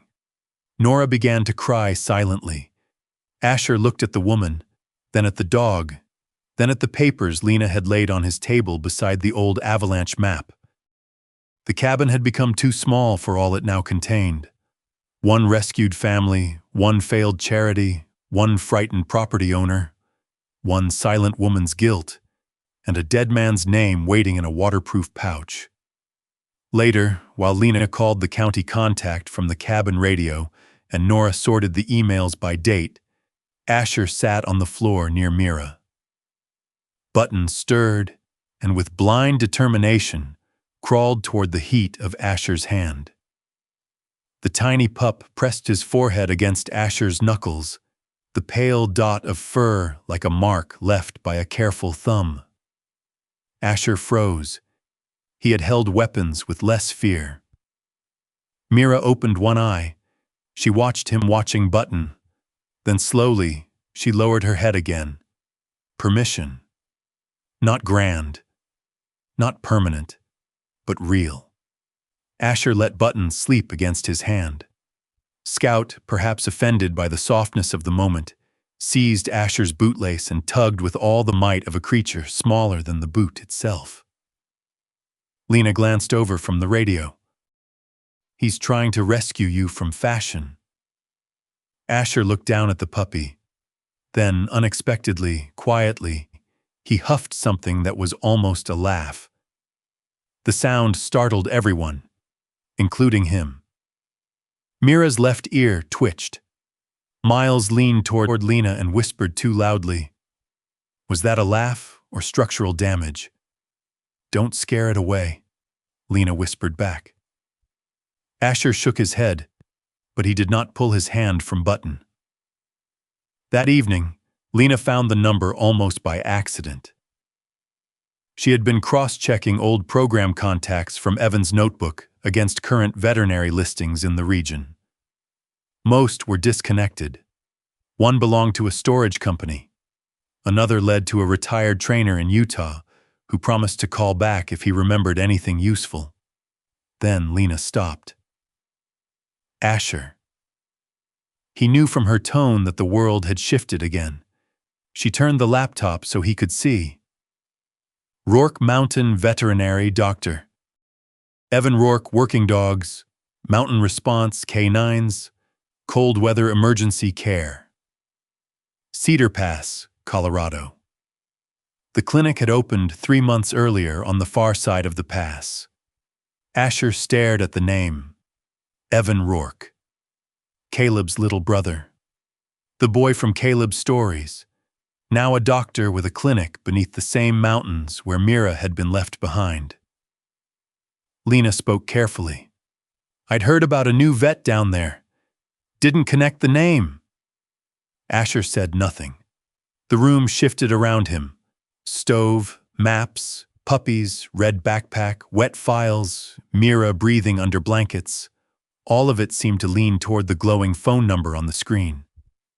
Nora whispered, Evan loved that dog. Asher looked at her. He was gentle with all of them, Nora said.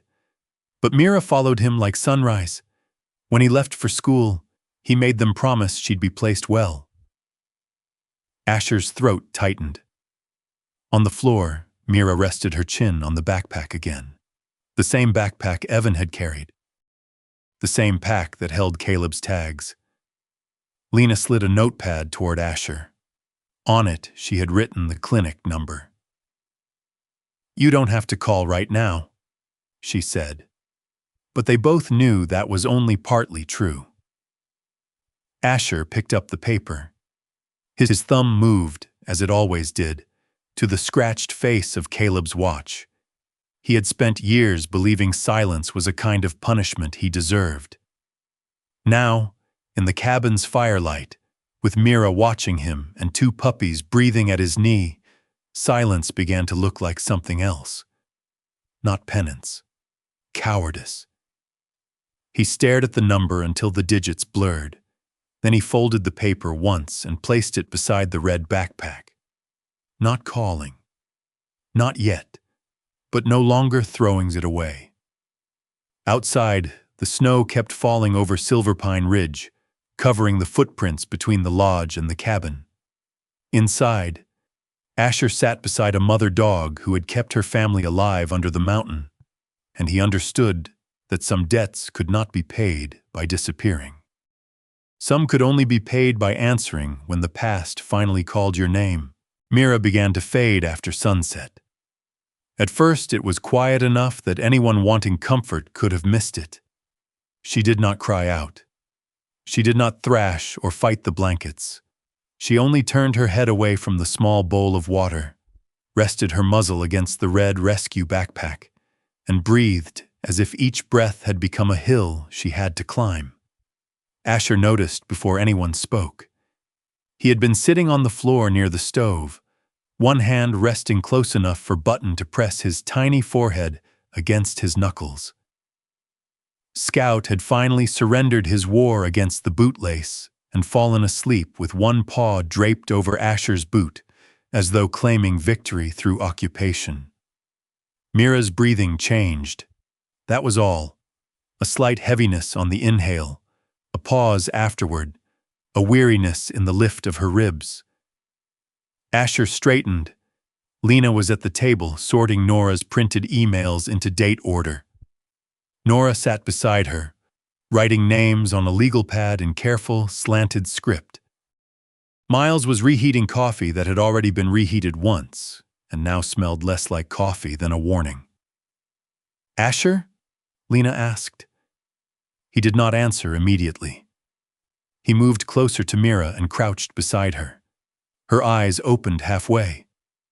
The amber had dulled, not gone, but dimmed behind exhaustion. She tried to nose Button closer when the puppy stirred, yet the movement lacked the careful strength she had shown all day. Her muzzle brushed the blanket and stopped. Asher touched 2 fingers to the cloth near her shoulder, then waited. Mira did not pull away. Her body was warm beneath the blankets, but not in a way that reassured him. Heat could mean recovery. It could also mean the body was fighting something it could not name. Call the clinic, he said. Lena was already reaching for the phone.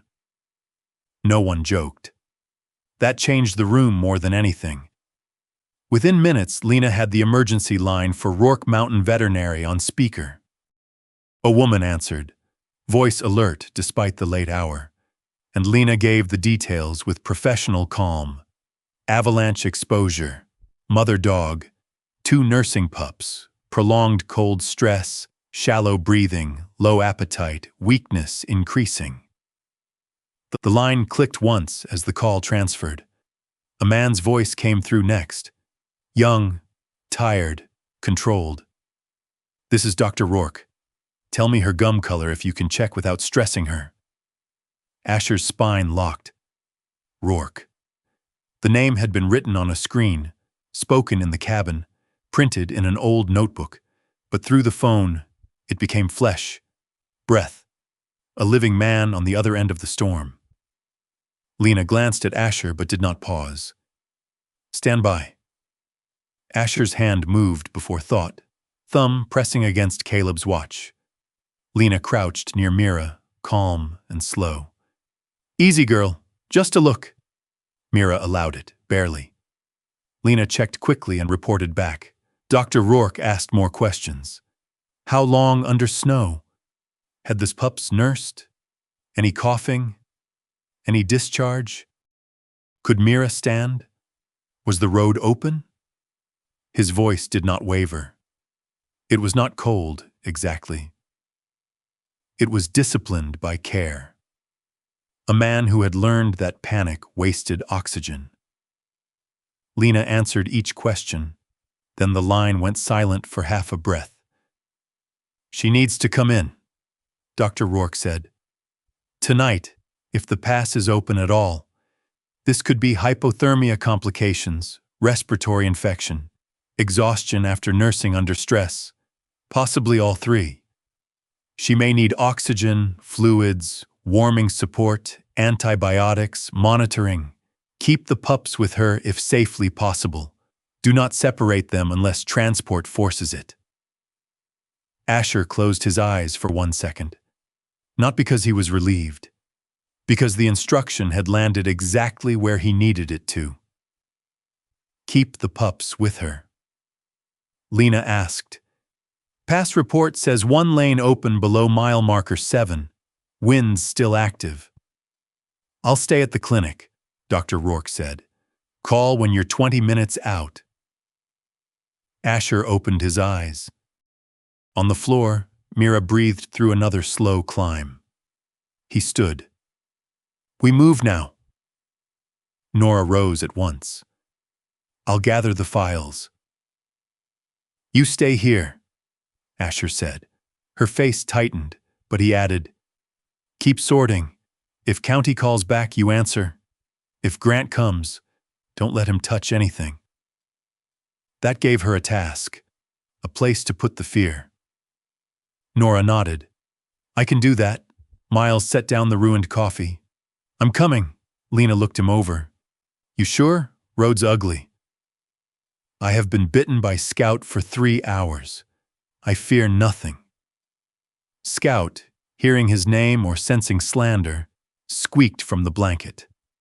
Asher prepared the transport with the same controlled attention he once gave mission equipment. Thermal blankets, towels, hot water bottles wrapped so they would not burn, portable radio, medical notes from Lena, the red backpack. Caleb's tags sealed again in the waterproof pouch. When he lifted Mira, she barely resisted. That frightened him more than resistance would have. Button and Scout were tucked against her side in a lined crate Lena had modified with towels and heat packs, open enough that Mira could smell and touch them. Mira raised her head weakly until Asher adjusted the blankets so her muzzle could reach the puppies. There, he murmured. Together. Her eyes found his. In that look, he felt no gratitude. Animals did not owe humans that. What he felt was simpler and heavier. Expectation. She had guarded them under snow. Now the task had passed into his hands. Outside, the night had turned the mountain blue-black.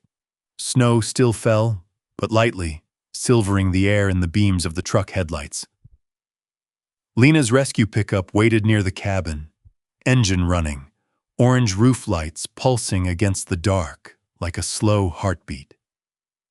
Asher carried Mira to the back seat, where Miles had folded down blankets and cleared space. "I made it level," Miles said, breath puffing white. "Also, I removed 3 old granola wrappers from under the seat." "You're welcome, Lena. Those are emergency rations. They expired before I graduated high school."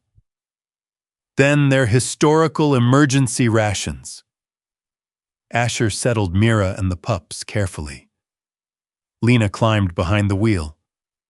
Miles took the passenger seat, but twisted around to monitor the crate.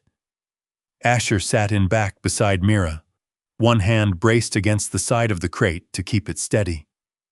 Before Lena pulled away, Nora appeared on the porch with the legal pad hugged to her chest. "Asher," she called. He lowered the window. Nora stepped down into the snow. Her keys shook at her belt. "If you see Evan," she stopped, searching for the words. "Tell him I should have called sooner." Asher looked at her. The old answer would have been hard, clean, maybe cruel. Instead, he said, "Tell him yourself when we get back." Nora's face changed. Not forgiveness. A rope thrown across a gap. She nodded once, and Lena drove into the dark. The road down from Silverpine Ridge had never been kind, even in good weather. It twisted along the shoulder of the mountain, passing stands of black pine and exposed rock where wind had stripped the snow thin. In places, plows had carved only one narrow lane through the drifts. Beyond the headlights, the world vanished.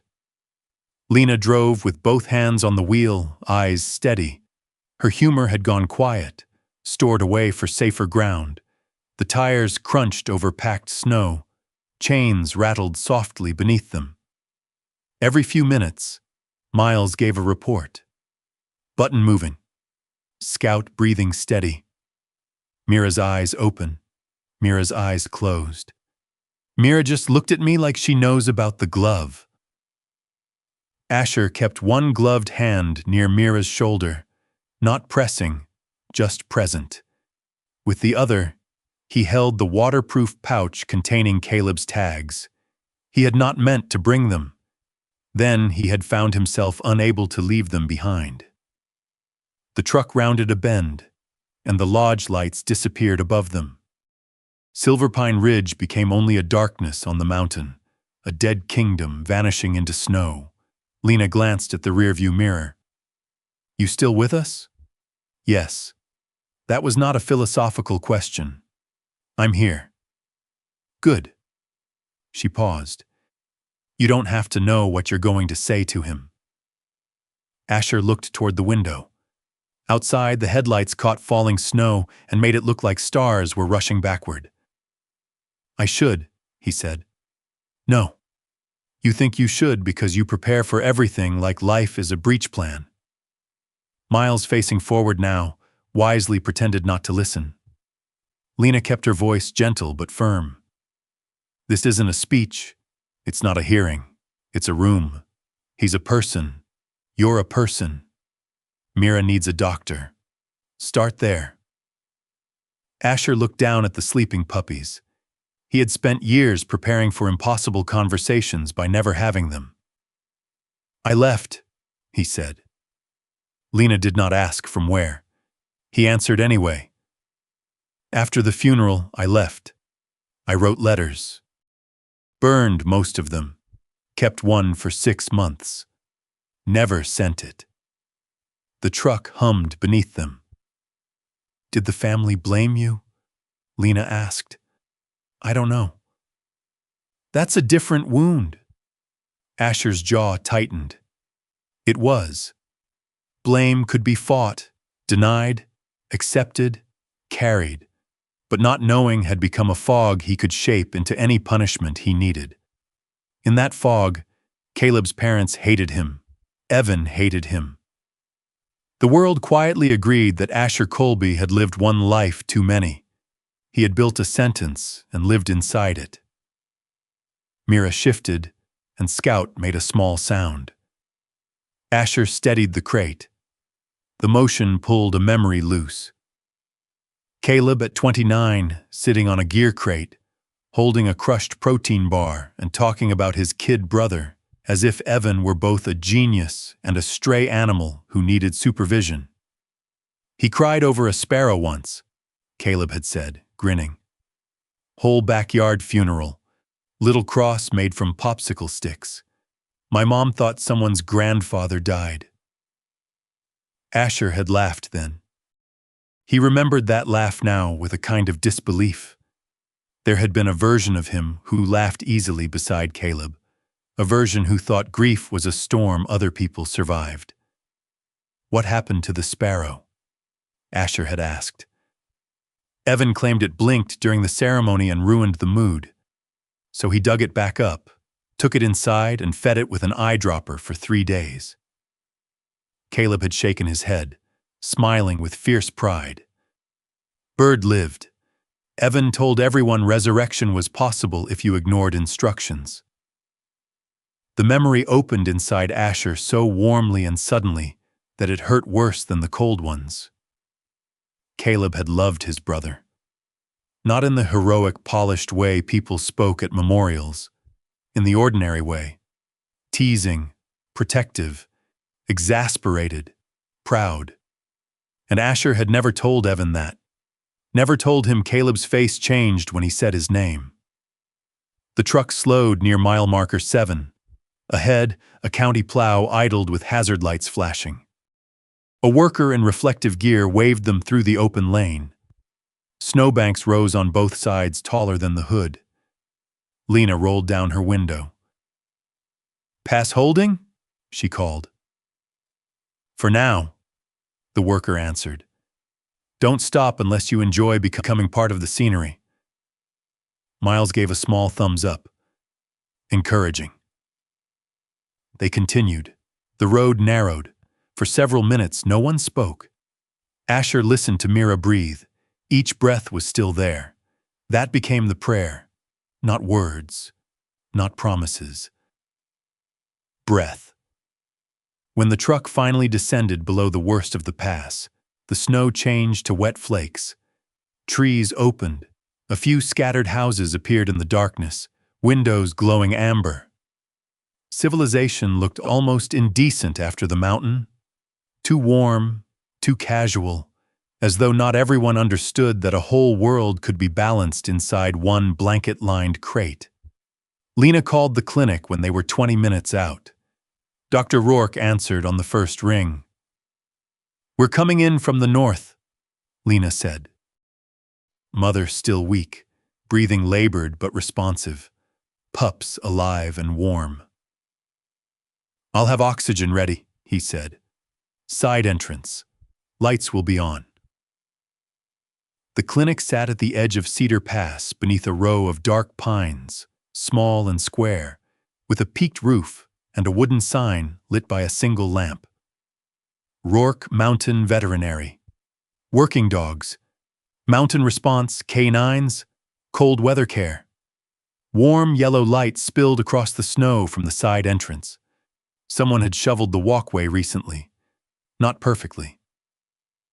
A narrow ridge of snow remained along one edge, as if the person had been in a hurry and unwilling to waste time making neatness look pretty. Asher noticed details like that. Lena parked close. The side door opened before the engine shut off. A man stepped out wearing dark green scrubs under a gray fleece jacket. He was in his mid-30s, lean, with tired shoulders and quick hands already pulling on gloves. His brown hair curled slightly at the edges, as if he had run his fingers through it too many times. His face was narrower than Caleb's had been, his jaw less square. But the eyes stopped Asher. Not because they were the same, because they carried the same habit of looking directly at what needed doing. "Bring her in," Dr. Evan Rourke said. He looked first at Mira. That mattered. He did not ask who Asher was, did not notice the old guilt standing in the snow, did not reach for the past, while a living animal struggled in the present. Asher lifted Mira and the puppies from the truck with Miles supporting the crate from beneath. Evan guided them inside, speaking in low, steady instructions. "Set her here. Keep the pups against her for now. I need oxygen flow. Lena, you said avalanche exposure? How long buried?" "Estimated under 40 minutes, Lena answered. "Air pocket under barn debris." "Good. That helps." The treatment room was warm, clean, and bright without being harsh. There were shelves of supplies, a stainless table padded with folded blankets, and hooks along one wall holding leashes, muzzles, and tiny knitted recovery sweaters someone had probably donated. A black stethoscope lay ready beside a tray. Evan worked quickly. He checked Mira's breathing, listened to her chest, examined her gums, her temperature, her hydration, all while keeping his voice low enough not to alarm her. When Scout protested the movement with a tiny squeak, Evan paused long enough to tuck the blanket tighter around him. "Well, you've got lungs," he murmured. "Small, dramatic lungs." Miles whispered, "I like him." Lena elbowed him lightly. Asher stood near the end of the table, useless in a way he hated. His hands wanted tasks. There were none. Evan had the room. Evan had the knowledge. Evan had Mira's life under his hands. Then Evan glanced down, not at Asher's face, at the red rescue backpack Miles had set on a chair. The doctor's hands slowed. His eyes moved to the faded Vets and Paws logo. Something flickered across his face. Recognition first, then disbelief carefully locked behind professionalism. "That pack," he said. Asher reached into his jacket. The waterproof pouch felt colder than it should have. "I found it near the barn," he said. Evan looked at him then. For the first time, truly looked. Asher took out the dog tags and placed them in his open palm. The room became very quiet. Even Mira seemed to hear the shift. Evan's gaze dropped to the metal. Rourke. Caleb M. The doctor did not reach for them at first. His face lost color in a slow, controlled way. His mouth parted slightly, but no words came. For an instant, the years fell off him, and Asher could see the boy Caleb had described, the one who dug up a sparrow because he refused to accept that death had the final vote. Evan finally lifted his eyes. They moved from the tags to Asher's face, to the scratched tactical watch on Asher's wrist, then back again. Recognition did not arrive all at once. It assembled itself. A name from old stories, a man from the funeral absence, a ghost standing in his clinic with his brother's tags in his hand. "Asher Colby," Evan said. It was not a question. Asher's throat closed around every apology he had rehearsed and burned. On the table, Mira drew a shallow breath. Evan heard it. Whatever had risen in his face, shock, grief, anger, he forced it down with visible effort and turned back to the dog. "Not now," he said. Though whether he spoke to Asher or to himself, Asher could not tell. "She comes first." Asher nodded once. It was all he could manage. Evan placed an oxygen line near Mira's muzzle and adjusted the blankets around the puppies with hands that trembled only after the task was done. Two men stood on opposite sides of a wounded mother dog. One carried guilt like a buried command. The other carried grief with his brother's name suddenly returned from the snow. Between them, Mira breathed. And for that moment, breathing was enough. Evan Rourke did not ask the first question. That alone hurt Asher more than accusation would have. If Evan had shouted, Asher could have stood under it. If he had cursed, Asher could have taken it. If he had demanded why a man connected to Caleb's death had walked into his clinic before dawn carrying his brother's tags, Asher would have had no defense, but at least the old trial would have begun in a language he understood. Instead, Evan turned back to Mira. "She comes first," he said again. Then he moved. The treatment room became a quiet storm of practiced hands and low instructions. Evan adjusted the oxygen line near Mira's muzzle, checked her temperature again, and asked Lena to hold the blanket so the puppies could remain close without getting in the way. He listened to Mira's chest with a black stethoscope, his face still and intent. Asher stood at the edge of the room with Caleb's tags in his palm. The metal felt heavier now that Evan had seen it. Mira lay on the padded table, tired amber eyes half open, sable fur damp where the snow had melted from her coat. The gold patch on her chest rose and fell beneath the edge of a towel. Button and Scout were tucked in a warmed crate beside her, close enough for her to smell them. Scout made a tiny complaint each time anyone touched his blanket, as though he had been appointed inspector of medical procedures. Evan glanced toward him. That one's loud for his size. Miles, standing uselessly near the cabinet with 2 coffee cups he had forgotten to hand out, whispered, "That's Scout. He's management." No one laughed loudly, but Lena's mouth twitched. Evan did not smile. Not yet. But his hand softened when he adjusted the towel around the darker pup. The clinic assistant on overnight call, a broad-shouldered woman named Tessa Marlowe, moved in and out with efficient calm. She was in her 40s, silver-streaked hair pulled into a braid, wearing navy scrubs under a fleece vest. She had the steady air of someone who had seen enough emergencies to understand that kindness worked best when it had clean hands and labeled syringes. "Fluids ready," she said. "Warm line," Evan replied. Slow. Everything was slow, careful, measured.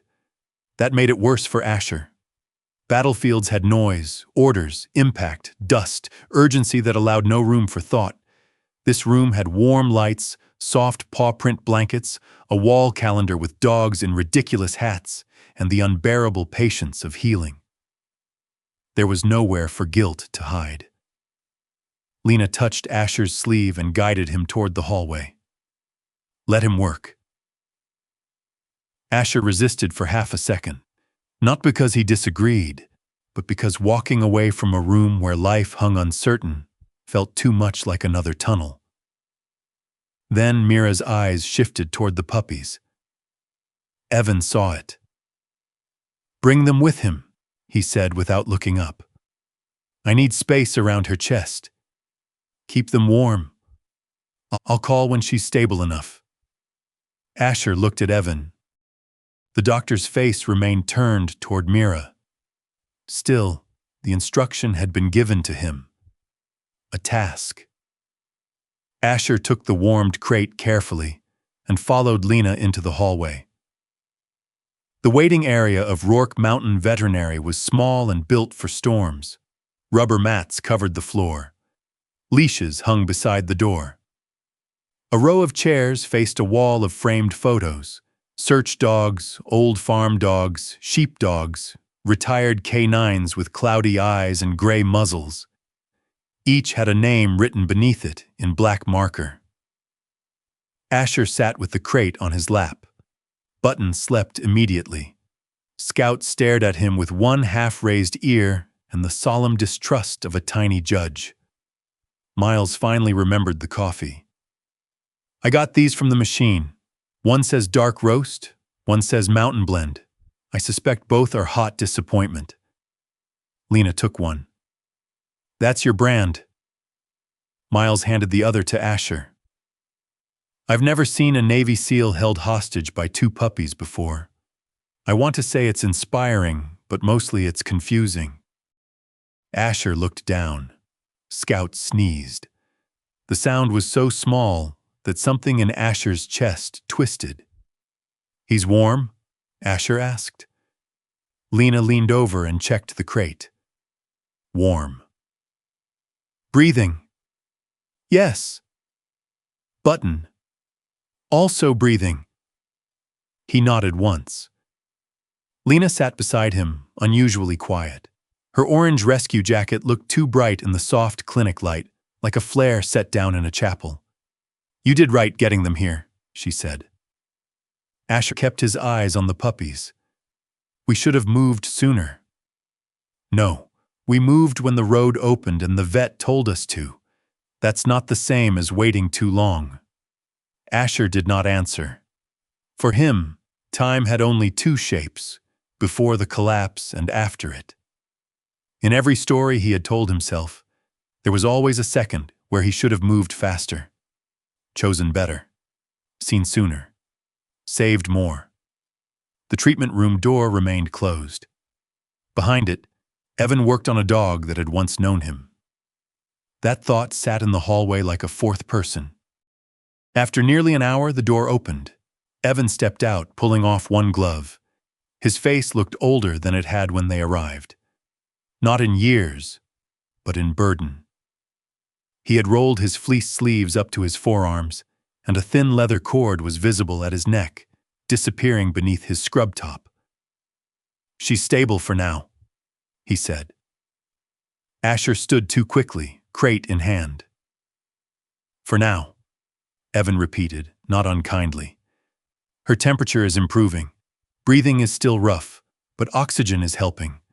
I started fluids and medication. The next few hours matter." "Can she see them?" Asher asked. Evan's eyes flicked to the puppies. "Yes, briefly. Then she needs rest." He stepped aside. Asher carried Button and Scout into the treatment room. Mira's head turned before he reached the table. The movement was weak, but immediate. Her eyes found the crate. Her body tried to follow. "Easy," Evan murmured, one hand near her shoulder. "They're here." Asher placed the puppies beside her, one at a time, careful not to disturb the lines or blankets. Button tucked himself against her, as if he had never left.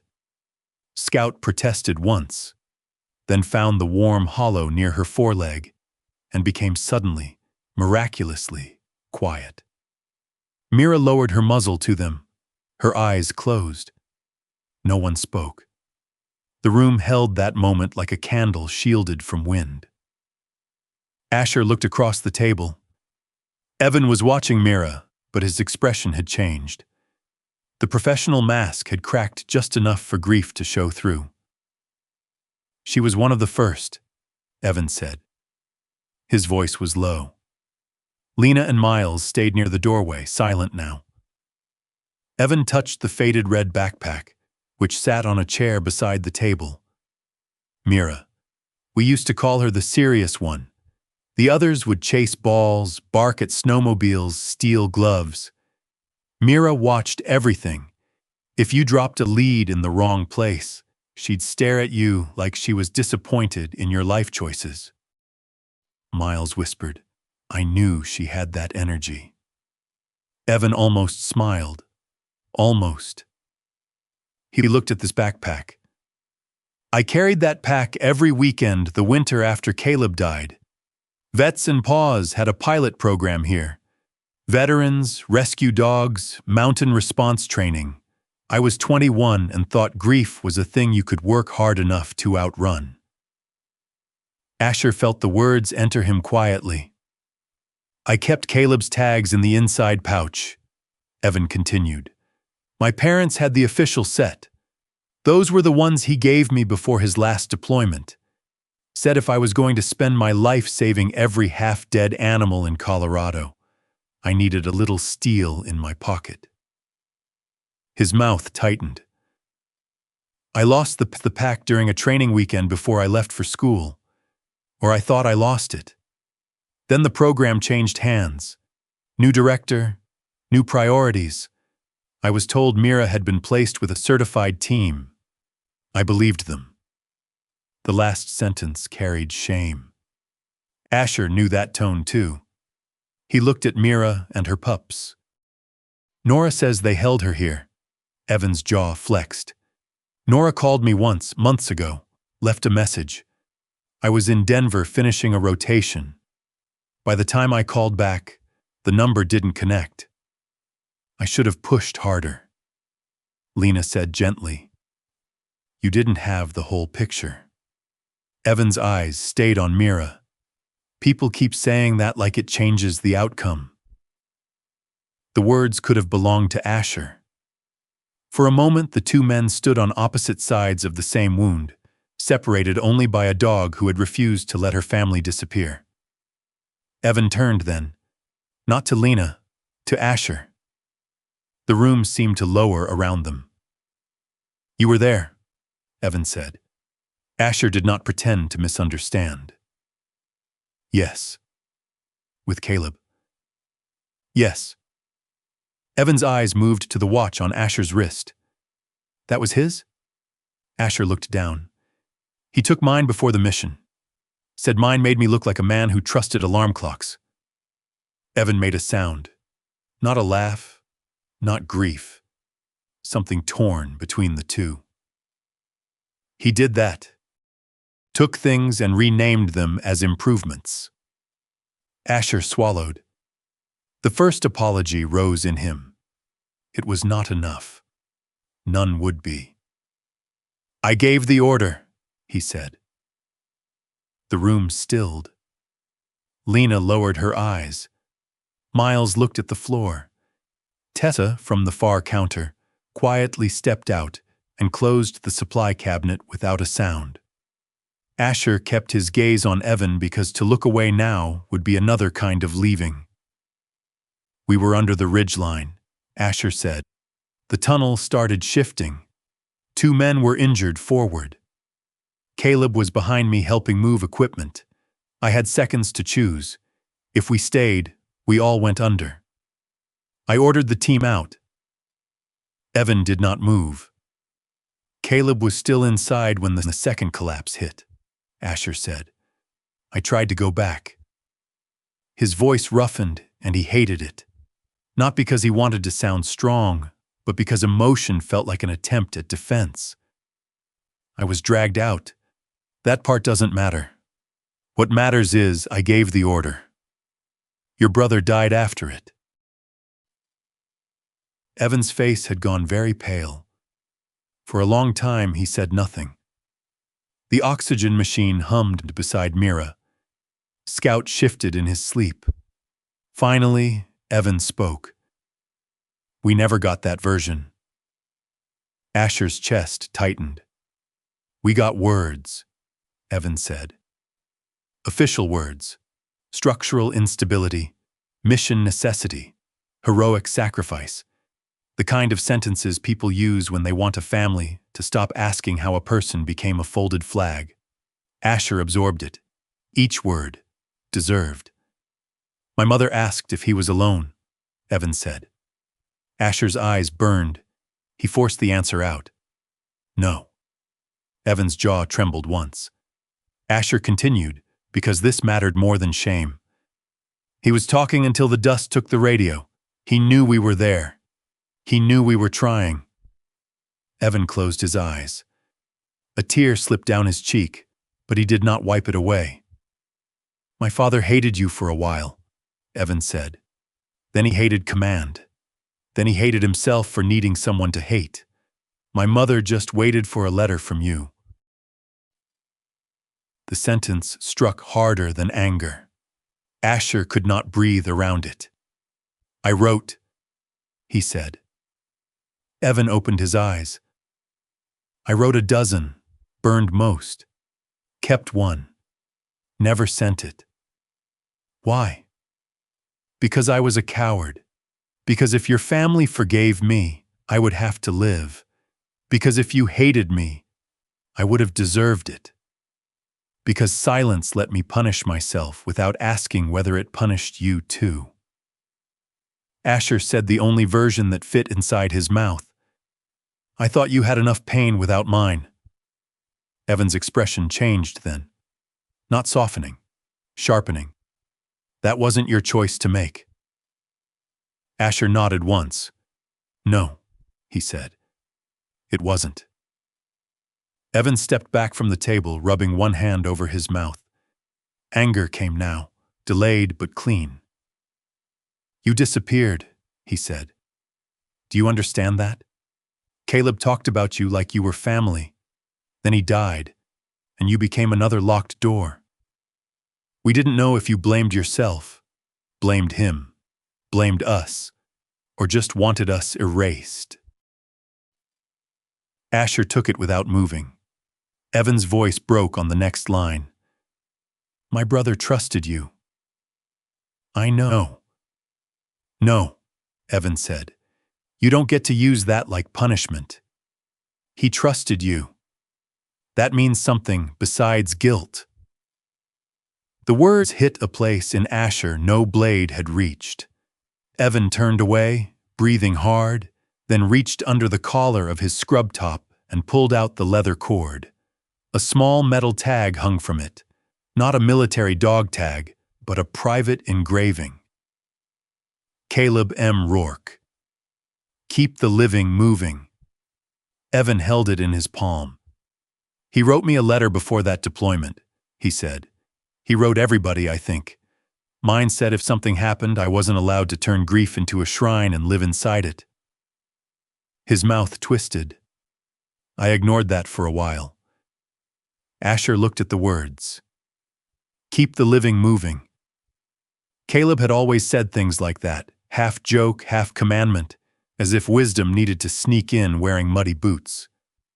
Evan looked at Mira. She kept moving, he said. She was pregnant, abandoned, cold. She kept her pups alive. She did what grief tells people they can't do. Mira shifted then. Her eyes opened. She raised her head a few inches, looking first at Button, then Scout. The effort made her tremble.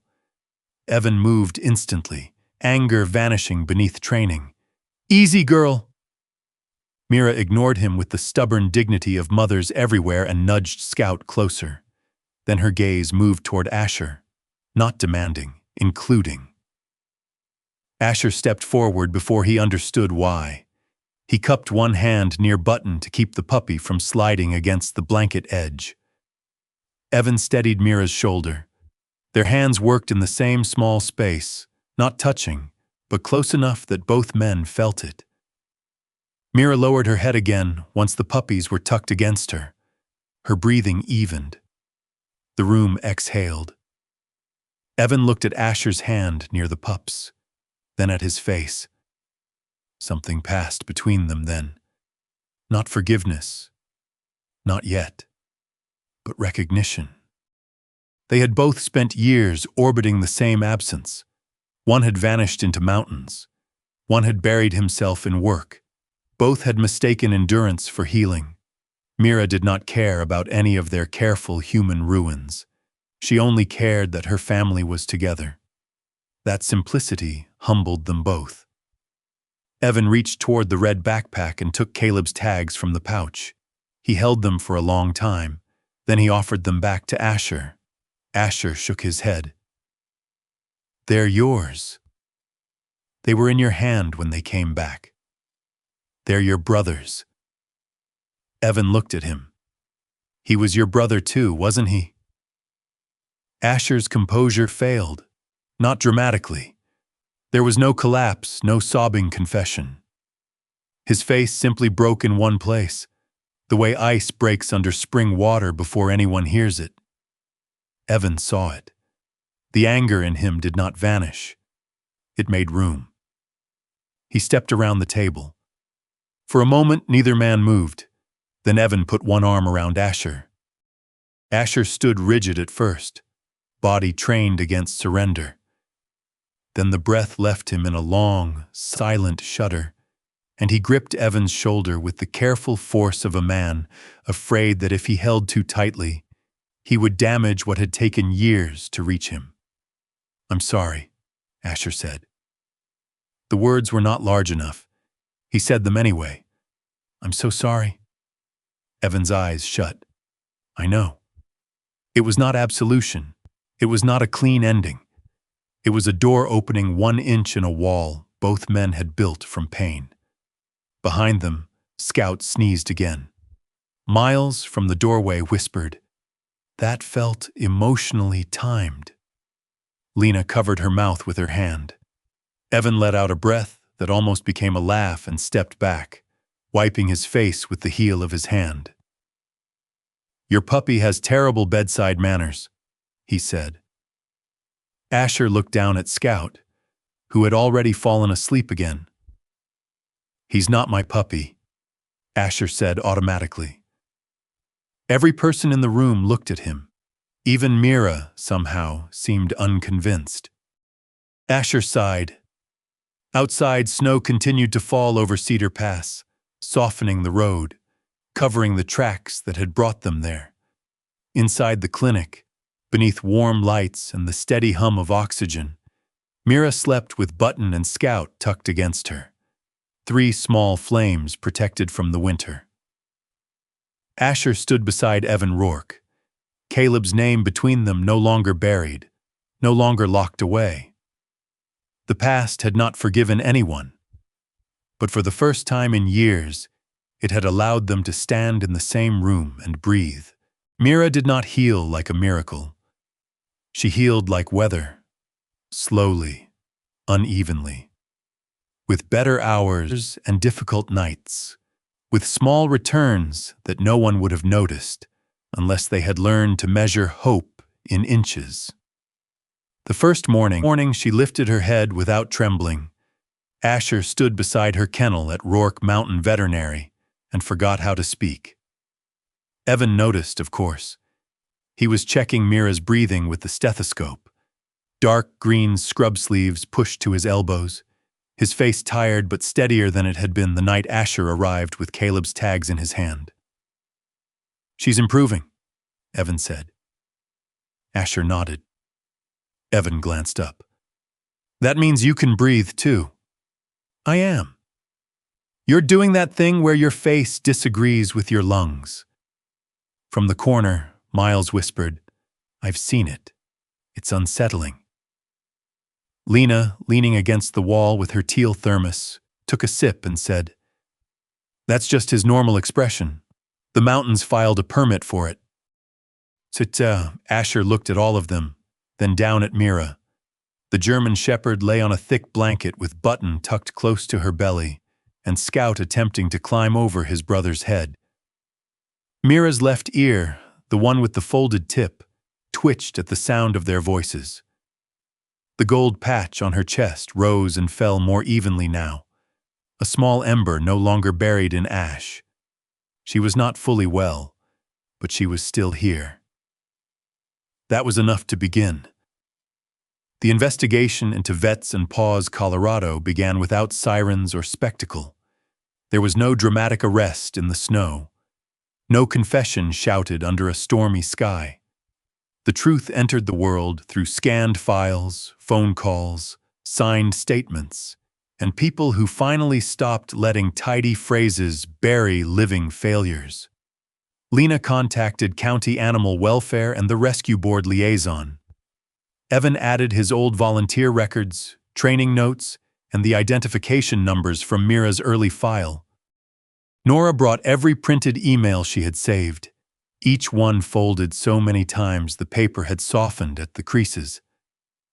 Asher turned over copies of his repeated avalanche warnings about the North Slope and the neglected barn. Together, the fragments formed a shape no one could shrug away. Vets and Paws, Colorado had begun as something good. That made the damage harder to dismiss. It had paired veterans with rescue dogs, funded winter training, and helped men and women who had returned from service with more silence than peace. But after leadership changed, the image became more valuable than the work. Posters stayed glossy. Donor campaigns grew brighter. Videos showed dogs bounding through clean snow beside smiling veterans. Meanwhile, care budgets shrank. Transport orders stalled. Temporary housing became indefinite.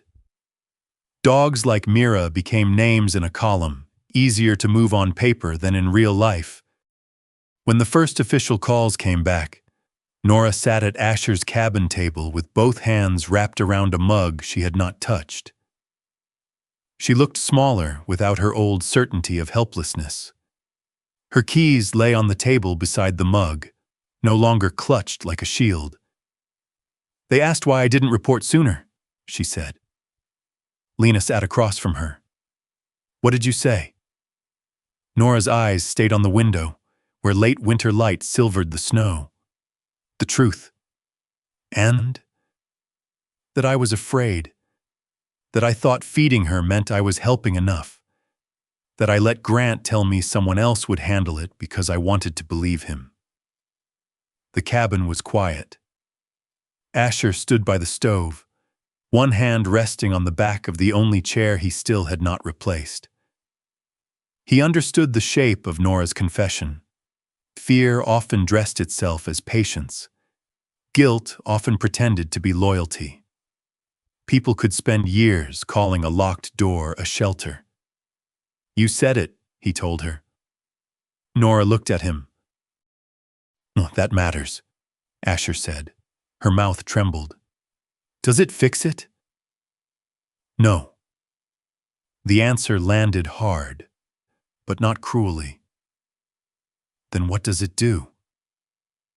Asher looked toward the old red backpack resting on the shelf near his maps. Caleb's tags were no longer inside it. Evan had kept one tag at the clinic for the family. The other rested now in Asher's desk drawer beside the letters he had never sent. "It starts the part where hiding stops," he said. Nora lowered her eyes. For once, she did not reach for her keys. Grant Bell lasted 3 days before he tried to turn the matter into weather again. He arrived at the cabin wearing the brown leather jacket with the fur collar. Though it looked less like authority now and more like armor that no longer fit, his face was pale from a meeting with county officials, and the gold-framed reading glasses in his breast pocket sat crooked, as if even they were tired of translating consequences into paperwork. "I turned over the lease agreements," he said. Asher was stacking split wood near the porch. He did not stop.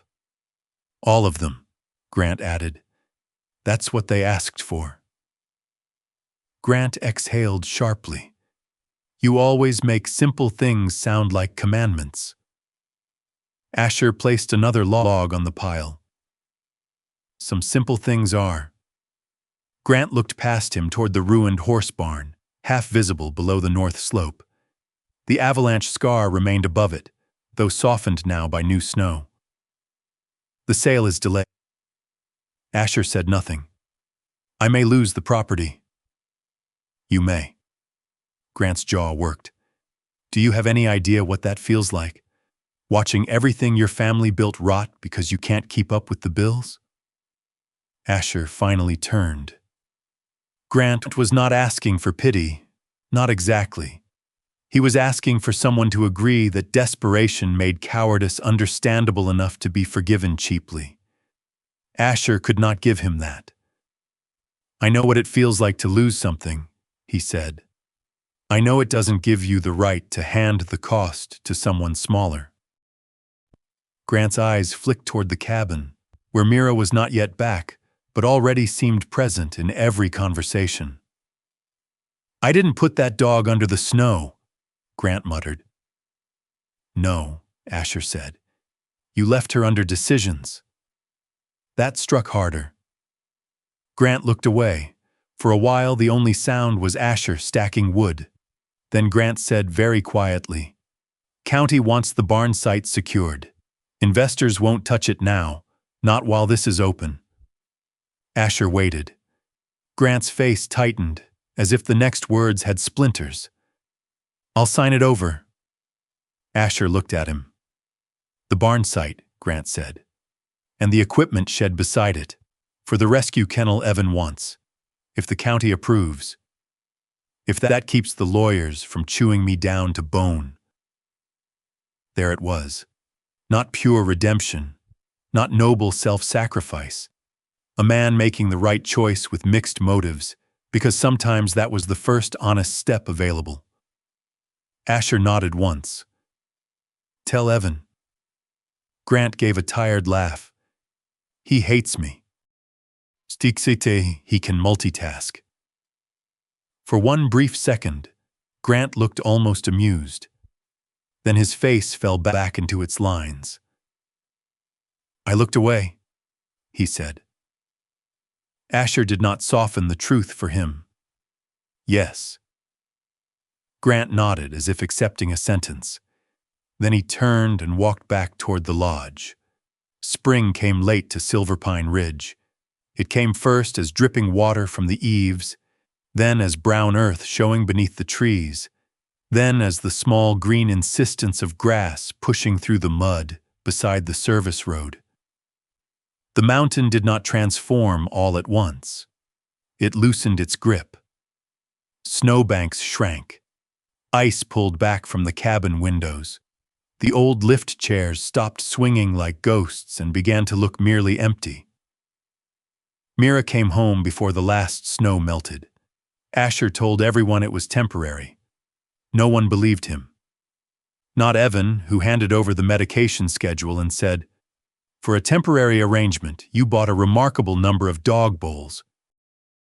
Not Lena, who walked into the cabin and counted 3 new blankets, 2 puppy toys, and 1 hand-built wooden gate near the stove. Not Miles, who found Scout asleep inside Asher's jacket pocket and whispered, "Sir, you appear to have been adopted by a sock with ears." Asher tried to maintain dignity. Scout sneezed inside the pocket. Dignity lost. Mira adjusted to the cabin as if she were mapping a new world by quiet laws. At first, she still positioned herself between the puppies and the door. Always. Even when asleep, her body curved that way. Asher never corrected it. A mother who had survived the collapse of a barn had earned the right to choose her angles. But slowly, something changed. Her eyes stopped snapping open at every gust of wind.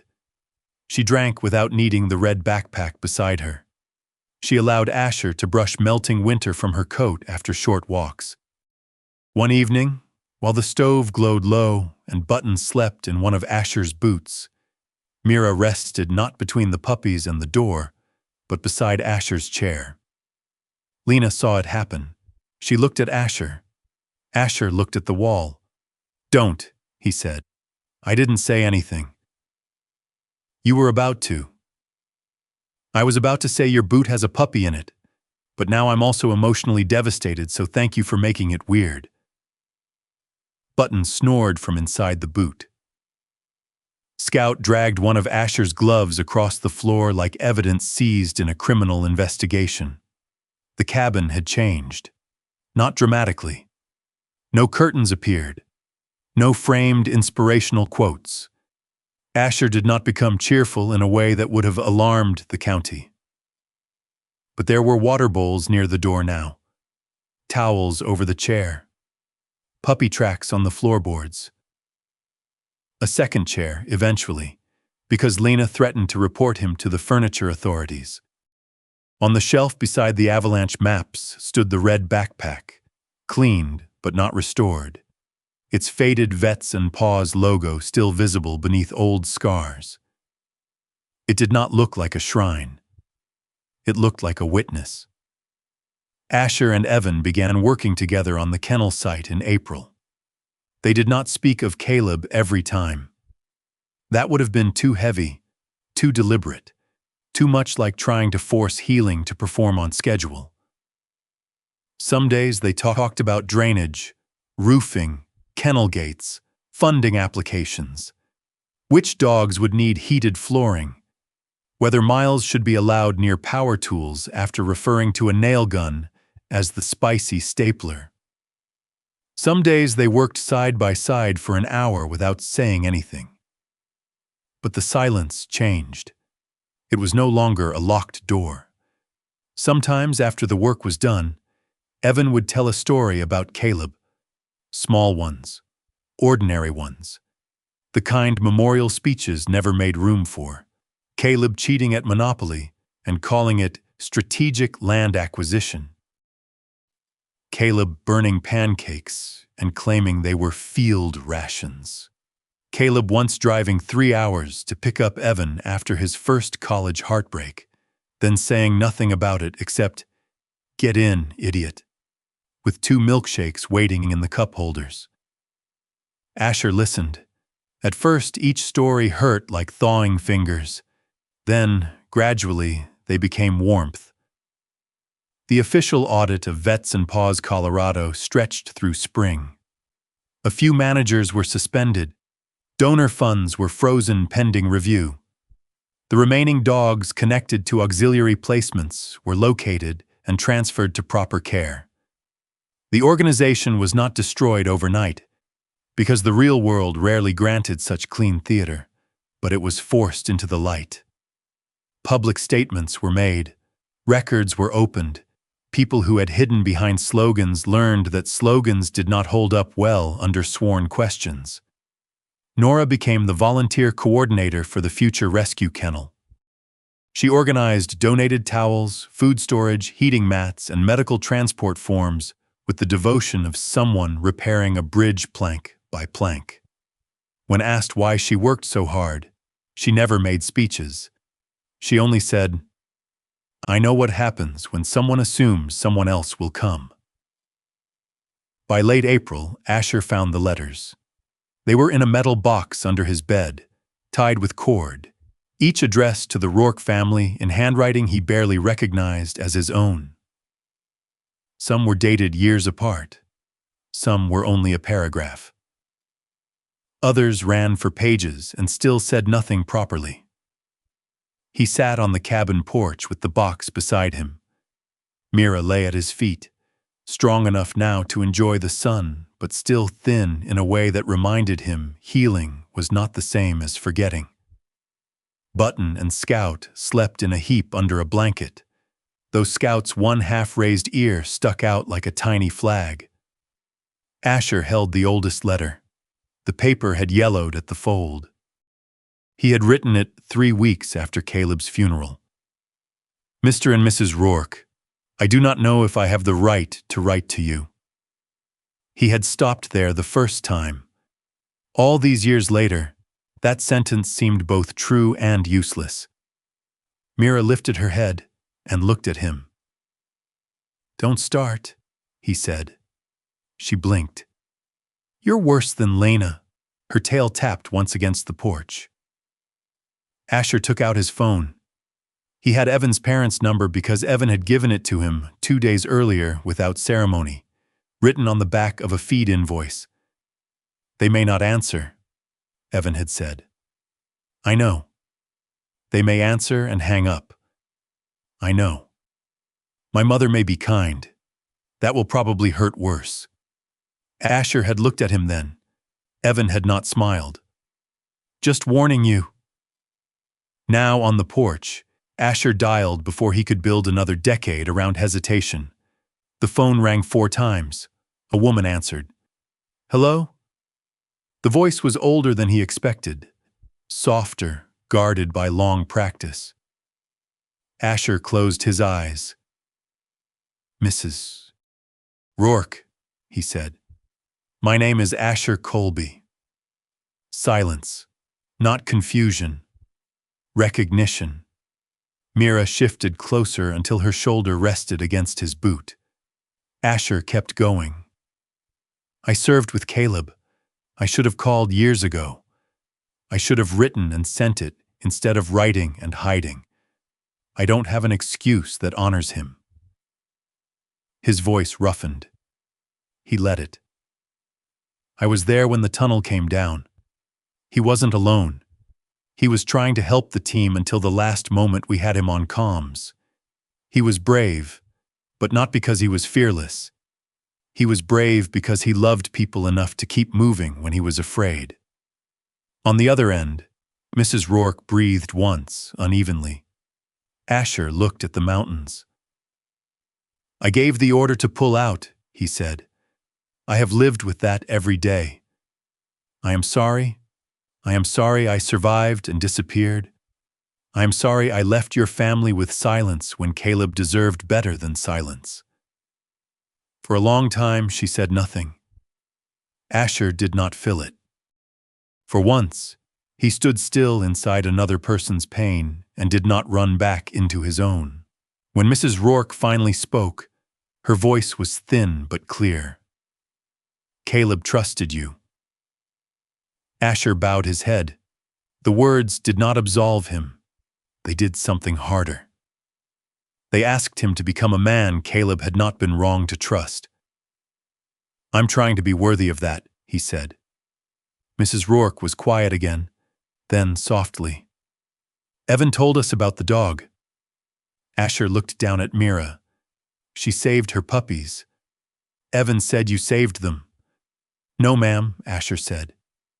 "Mira did most of the saving. I just arrived late with a shovel."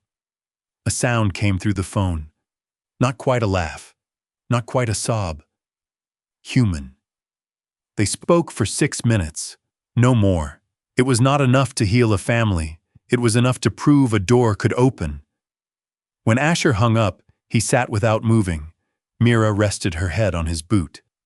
Button woke, yawned, and crawled into the sunlight. Scout immediately rolled over and kicked him in his sleep. Asher looked at them and, for the first time in years, did not feel that living was theft. By May, the old horse barn no longer looked like a place where something had almost ended. The broken timber had been cleared. The foundation stones had been reinforced. Evan designed the medical intake room. Lena bullied the county into donating emergency radios. Miles painted trim badly and with great enthusiasm. Nora labeled every shelf twice. Grant signed the land transfer, delivered the keys, and stood awkwardly at the edge of the worksite until Nora took them from his hand. No one applauded him. That was probably best. The sign went up on a clear morning when the last high patches of snow still held in the shadows above the north slope. Caleb Rourke Memorial Rescue Kennel. The letters were carved into dark wood, simple and clean. Beneath them, smaller text read, "For the living who still need finding." Evan stood beside Asher when they lifted it into place. For a moment, neither man spoke. Then Evan said, "He would have made fun of the font." Asher looked at the sign. "He would have said it needs flames." And an eagle. 2 eagles. 3, Evan said. He lacked restraint. Asher felt the smile before he allowed it. It stayed. Mira stood nearby in the thin spring sun, her coat fuller now, her folded left ear bright at the edge. Button tumbled clumsily through the thawing grass, while Scout charged after a pine cone as though it had violated kennel policy. Lena watched the puppies and shook her head. "That one is absolutely going to run for mayor." Miles nodded. "On a strong anti-glove platform." Nora laughed then, a small sound, rusty from disuse, but real. Asher looked up toward the north slope. All winter, that mountain had seemed like a sentence written in white, a judgment, a place where buried things remained buried because no one could change what had already collapsed. Now meltwater ran down the gullies in shining threads.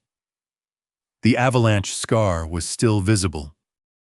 It would be visible for a long time, but grass had begun at its edges. Evan came to stand beside him. "You okay?" Asher watched Mira nudge Button away from a muddy puddle while Scout leapt directly into it, with the joy of a creature who believed consequences were for other species. "No," Asher said. Evan looked at him. Asher took a breath. "But I'm here." Evan nodded. After a moment, he said, "That'll do for today."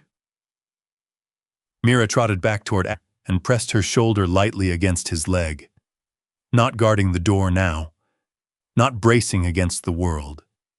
simply standing where she had chosen to stand. Asher rested a hand on her head. The mountain wind moved over Silverpine Ridge, no longer carrying only the sound of empty lifts and old warnings. It moved through new fencing, fresh timber, open doors, and the laughter of people who had come back to repair what neglect had almost taken. Under the snow, Asher had found a mother dog. Under the mother dog, 2 puppies. Under the backpack, Caleb's name.